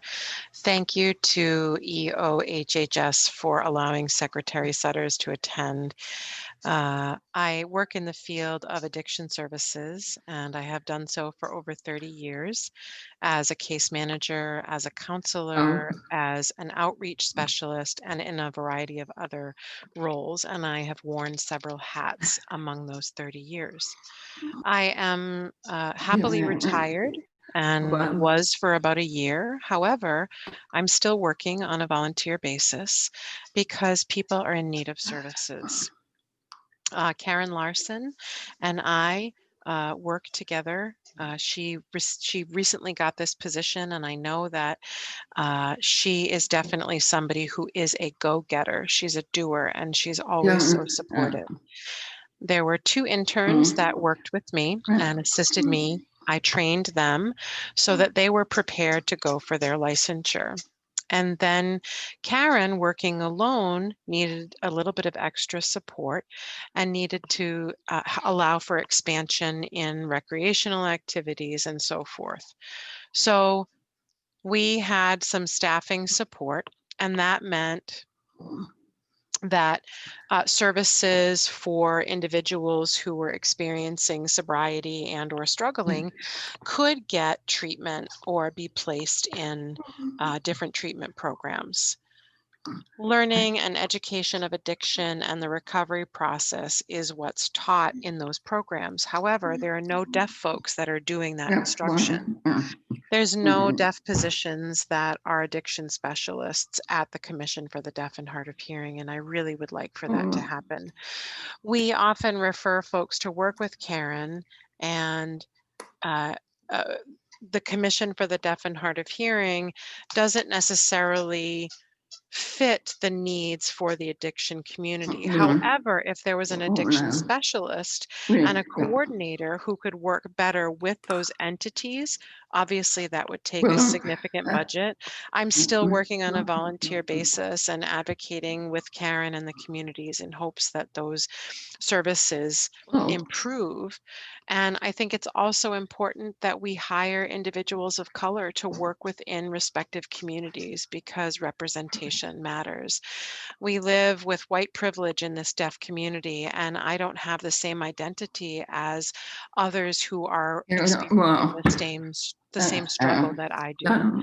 So thank you so much for listening, and again for your time. I'm happy to be a part of this community. Thank you.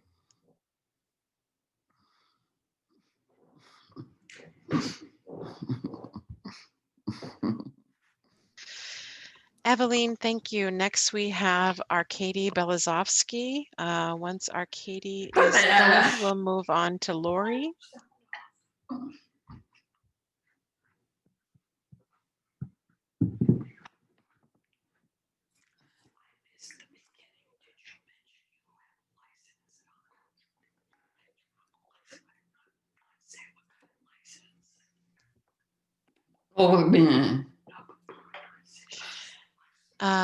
Secretary Sudders, thank you so much for being here this evening. My name is Arkady Belazovsky, and I will try to keep things short and sweet. I wish that I could have this conversation direct with you. I will email you as well.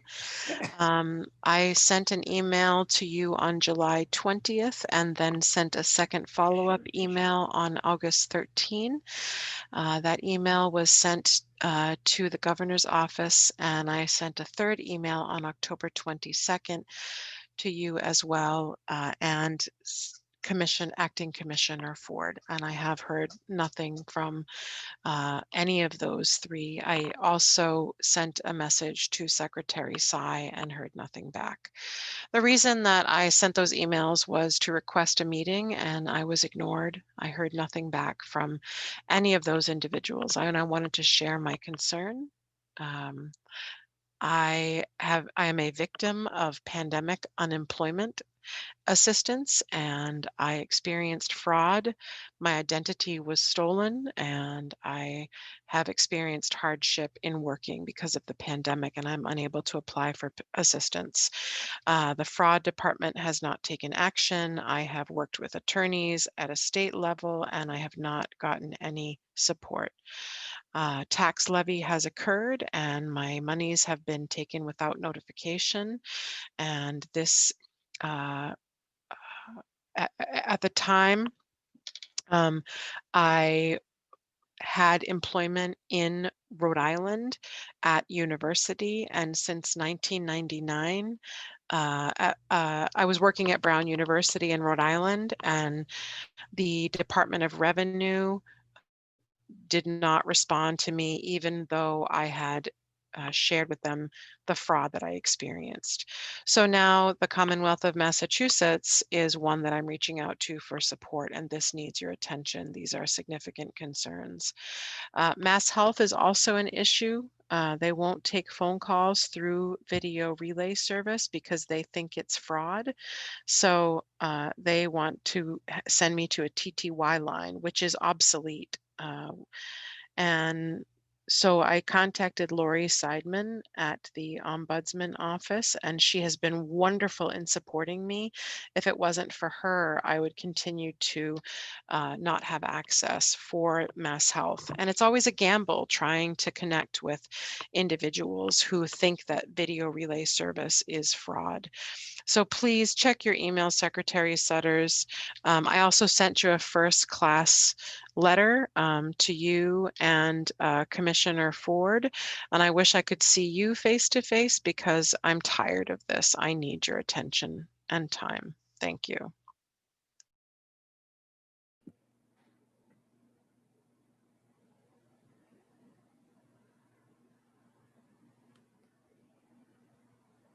Thank you, Arcady. Our last person to share today will be Lori Seidman, and then there'll be a few remarks before we wrap up. Lori, is Lori with us? No. No, it looks like then we may be done. We are at time. It is 8:26 on the nose. We know our providers, our interpreters and card providers need to leave right at 8:30. If you have a chance, please, and you want to send a comment to Sudders, if we didn't get you in, please make a vlog and we can pass that along. Or you can make a comment on the Voice of the Deaf Community Facebook page. We will gather those there and connect them with the EOHHS page so that they will be heard. We were able to merge that just 2 days ago. So that is an opportunity we have if you want to voice any other concerns. Again, thank you for your time. Thank you for joining us. Thank you for listening and expressing your concerns and comments. We are right at 8:30. We will start signing off and doing the technological aspect of ending our meeting. Thanks again to Jen and Yolanta and our cart provider and everyone else who helped support this meeting. Good night. And, we don't know who won the election, but stay safe, wear your masks, and have a good night, everyone.